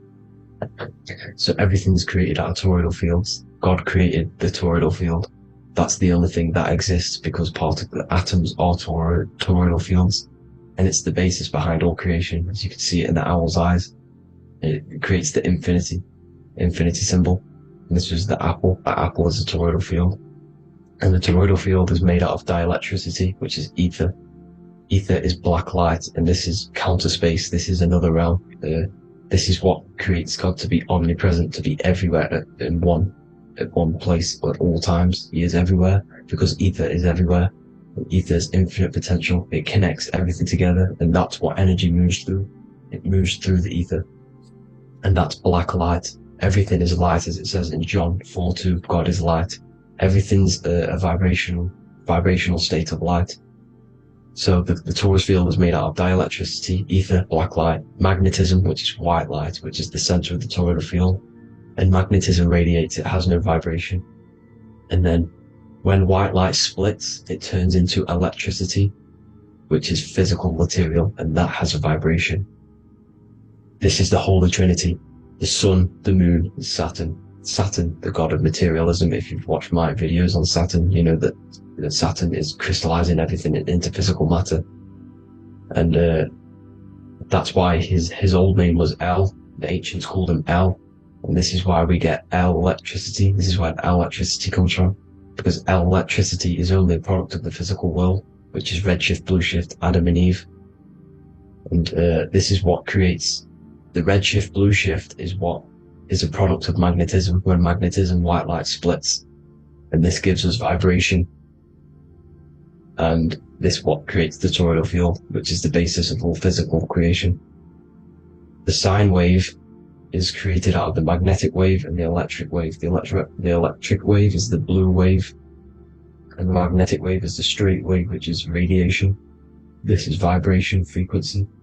So the magnetic wave is straight, and then you have longitude and amplitude, which is depth, which is dimension. You see how the electric wave has depth and a dimension. This is why you get the cross. This is the cross of Earth. This is the symbol of Earth, of bondage, of physical matter, because it consists of magnetic wave and depth, which is electric wave. And this is where you get the sun cross or the Earth cross, whatever you want to call it. It's the cross of physical matter, and the ancients knew this. This is why they used that symbol. Redshift, blueshift, which is the toroidal field, is the basis of all creation, physical creation. And this is why you have the police siren is red and blue. The Matrix movie, red pill, blue pill. You have red blood and blue blood in your body. The Democrat and Republic, the two parties, red and blue. Like your taps, on your taps, you have a red and blue tap. One's generative and one's destruction. Fire, destruction, water, generative. So this is the basis of all things. And electric wave has dimension, like I've already said, depth, material, and it's measured in hertz. It's measured in hertz because it hurts you. It decays because the electric wave has a vibration, and vibration always has to go back to a standstill point. This wave cannot go forever, but the magnetic wave will go forever. It's radiation. Magnetic is radiation. It radiates forever. It pulses. But the electric wave will at some point come back to a standstill point, and that's why it hurts. It decays. That's why our physical body decays, because we contain of electricity. This body is an electric body, and it will return back to stillness like a guitar string. If you vibrate a guitar string, you pull it, it will vibrate, make a sound, and then go back to a standstill point. It's the exact same with every single toroidal field within the body. It will decay, and this is why our bodies decay, and everything in creation decays. So we're born into sin. The sin of Eve. The sin of Eve is us biting into the tree of knowledge of good and evil, which is the systems in the body. And the sin of Eve is biting into the sine wave. We bit into the sine wave. The sun moves in a sine wave. Our DNA is a sine wave. Time is a sine wave. Everything in this creation is a sine wave. This is why the dollar bill is a sine wave. magnetism and electric waves in one. And this is the sun doing its sine wave, which creates, when you go bowling, it kind of creates that pin that you hit over. That's the pin of the sun. The zodiac sign is a sine wave because the zodiac sign is an expression of the toroidal field, because magnetism unfolds into 12ness. And that's why you have 12 zodiac signs, 12 systems in your body, 12 cranial nerves in your head, in your brain. So if you can imagine this, see where my pointer is. Always starts with Aries. Aries is the head. It's the first thing that's created in the womb. And this is Aries, the ram. And this is why it's called a cerebrum in your brain, which is the first thing that creates when you're in the womb. And what's the element of Aries is fire. Fire is the first element. F-I-R, first, because it's the first thing on the wheel, the first expression of energy. As you can see here, my pointer, this is the center of the toroidal field. It would go Aries, Virgo, Capricorn, Pisces, Scorpio, Cancer. Then we go back to Libra. Libra would be center. But you see how the toroidal field is the expression of the 12 energies. That's what the constellations are, the energy expressions of the toroidal field. So it would go outward, starting from Aries here, all the way back to Pisces, which is beyond the bottom half. But Libra would be the center. That's why Libra is the equinox. It's the equinox. Libra is when it goes from summer over to autumn. It's the equal. It starts to transition into the winter side. Equinox, equal, which is Libra. And that's why Libra has the two scales, symbolized with the two scales. That's because of, the sun moving over. It's being judged. It's equal now, but then it's going to tip over into the winter. That's why Libra is here, the center of the sine wave. And like I said before, magnetic energy unfolds into 12ness. Magnesium is number 12 on the periodic table. It's the sacred number. And this is why the scientists are trying to, NASA is trying to bring in another constellation to destroy the holy science of astrology. So Aries rules the head, which is Mars. Taurus rules the neck, the lower head. Gemini, the two twins, which is your lungs, your two twins, your arms, two twins. Cancer, the breasts, the chest area. Leo, the heart, which is the sun, which is fire, the center of the toroidal field. Virgo, the belly, which is the intestines. Libra, the kidneys, the two scales, the kidneys, balancing out everything. Scorpio, the sex organs. Sagittarius, hips and thighs. Capricorn, I've missed that out, which is the kneecaps. Capricorn, kneecap. Aries, which is the ram, which is the cerebrum in your brain.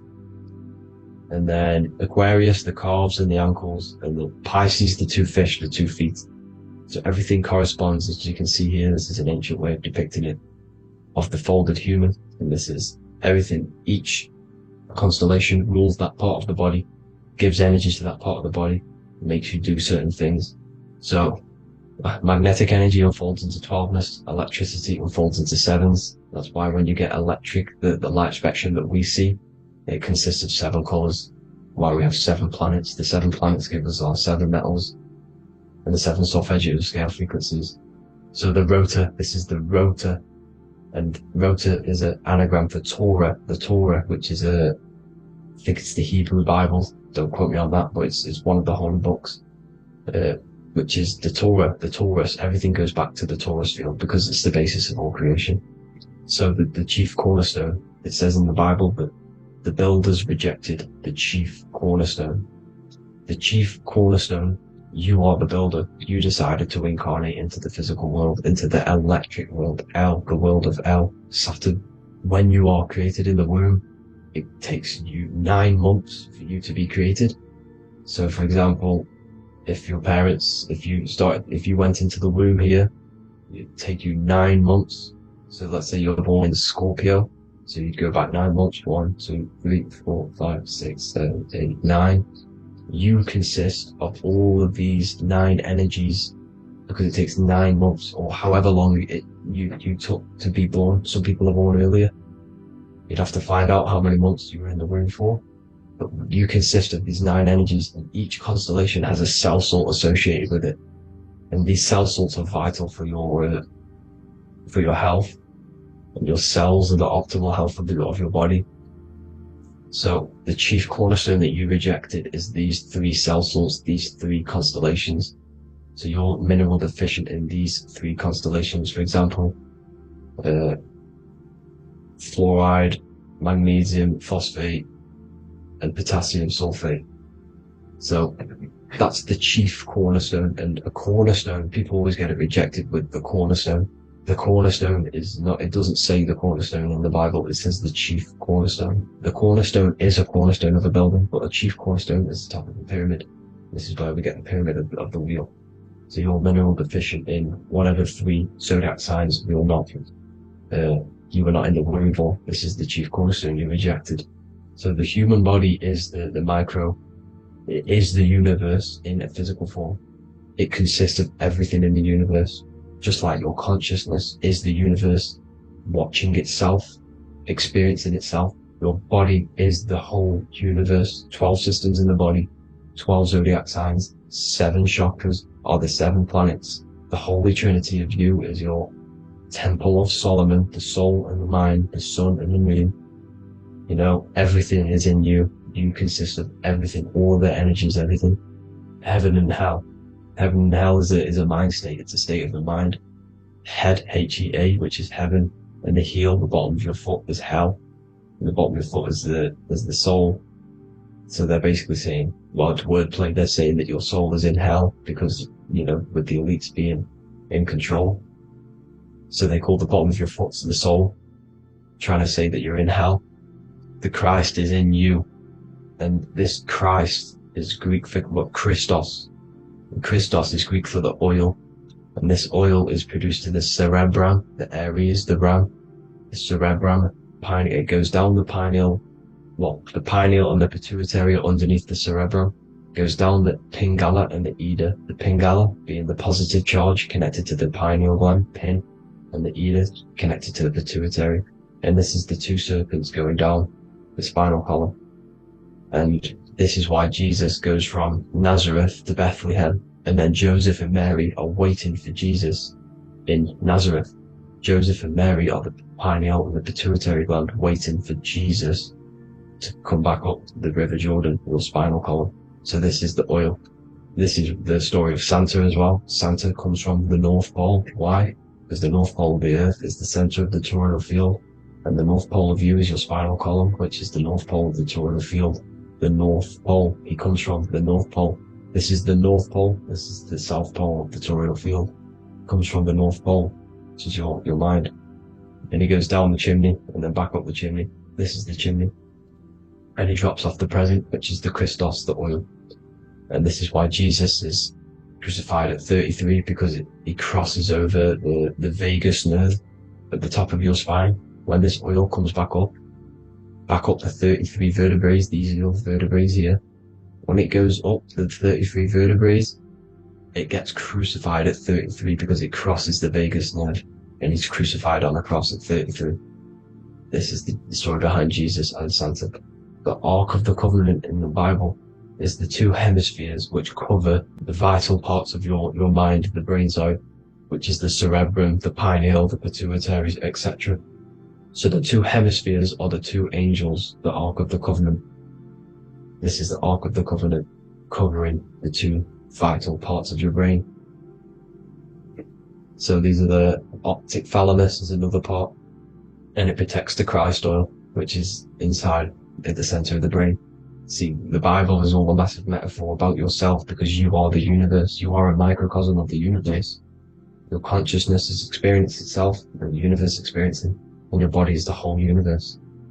Your head's heaven. So Moses crosses the Red Sea. These are the 2 hemispheres of your brain. This is the corpus callosum, the Red Sea. So he's pretty much saying that he's uniting the 2 hemispheres of your brain, because most people in this generation are stuck in the left brain, which is just logic, reasoning, science and maths, writing. You know, this is what school teaches you to do. It keeps you stuck in your left brain. And you want to cross over to you want to cross the Red Sea, which is the corpus callosum, to the right brain, which is awareness, art awareness, creativity, imagination, intuition, insight. You know, using the higher mind, creativity, imagination. If you don't have intuition, then you can't read energy, you can't pick up on bad things. This is what Moses is symbolizing by crossing the Red Sea. And it's also the upper room where Jesus met the 12 disciples. 12 disciples are the 12 cranial nerves in your brain. It doesn't just represent the 12 zodiac signs, the 12 disciples. It symbolizes many different things. It's like I said, energy the universe consists of 12ness. So you have 12 cranial nerves in your brain. And that's the 12 disciples as well. And they want you stuck in your left brain, which is the five senses, materialism. So they say in the Bible that Satan blinds the mind. Satan is Saturn. If you've watched my videos, Satan is Saturn. And you consist of the Holy Trinity, which is the sun, moon, and earth. The soul, the moon, the soul being the sun, the solar, the moon being your mind, the earth, the physical body. And Satan blinds the mind. Why? Because we enter a soul system. This is a soul system, not a solar system. And Saturn is the Lord of the Rings, which is the outer ring. When your soul enters the soul system, your soul starts to materialize. It hits Saturn.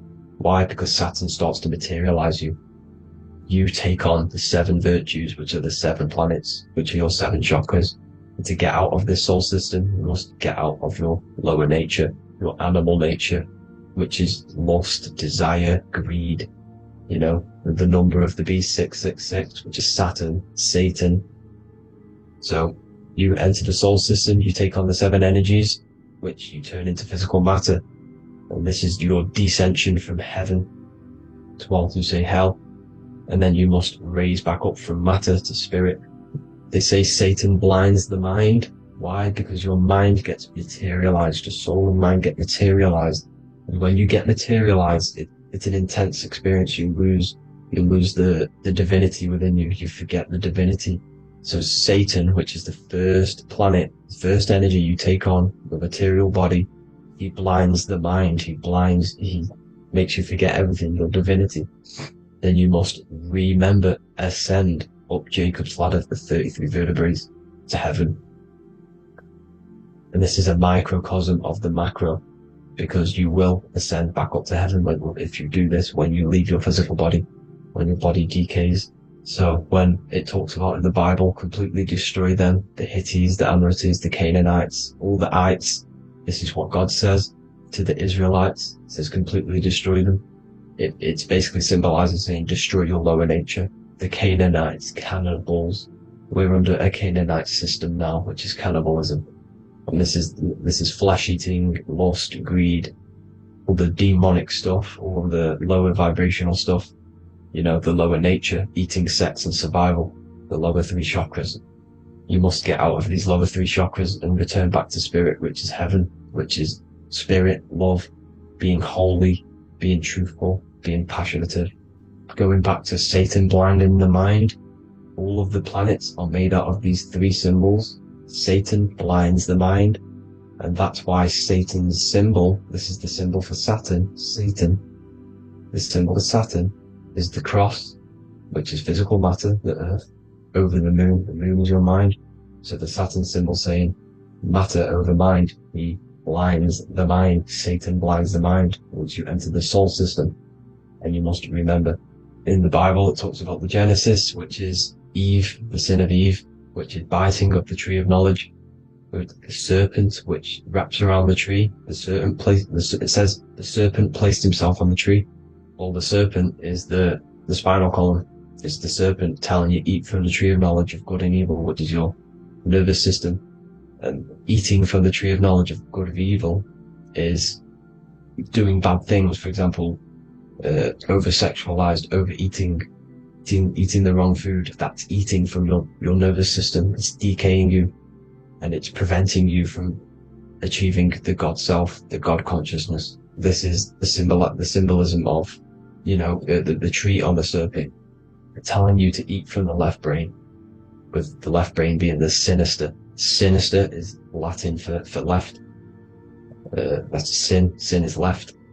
And left is lefty Lucy, Lucifer, right, righteousness, right, God, godly. The tree of knowledge of good and evil, which is your nervous system, because it determines good or bad. That's the only thing you experience in this world is your nervous system. And then the tree of life is the cardiovascular system, and the Garden of Eden is your body. So that's it for this video, people. Hope you've got a greater understanding of how you are the universe and everything is inside of you. Just keep in mind you are the universe experience in itself, and your body is a reflection of everything. The 12 constellations, the 7 planets, everything's inside of you. This world is an expression from the inside outwards. You can't affect the outside world to manipulate reality. Everything's inside of you. I hope you got a greater understanding of this. God bless.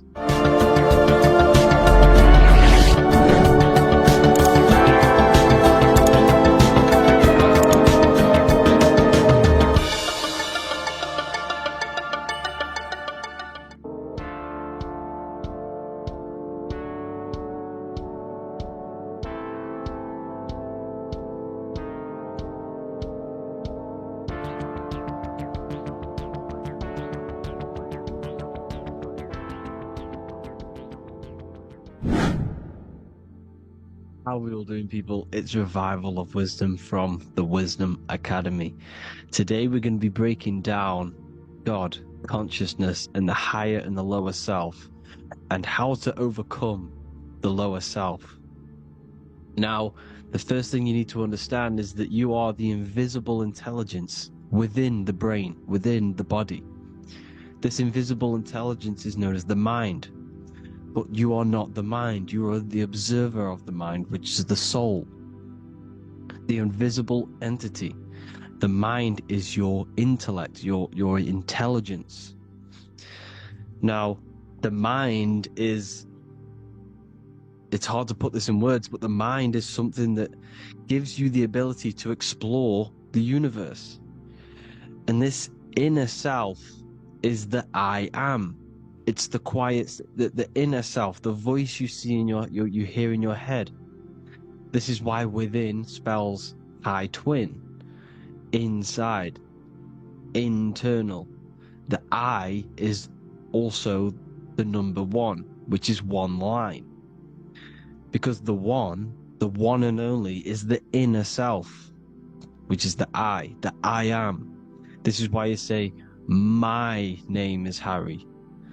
You are not Harry, you are the I, the inner self, the intelligence. Okay, this is why Jesus in French is I am. You look with the 2 eyes and you see with the inner eye. I and I, the same thing. Okay, because the I inside is what gives you the perception of what you're looking at. So when someone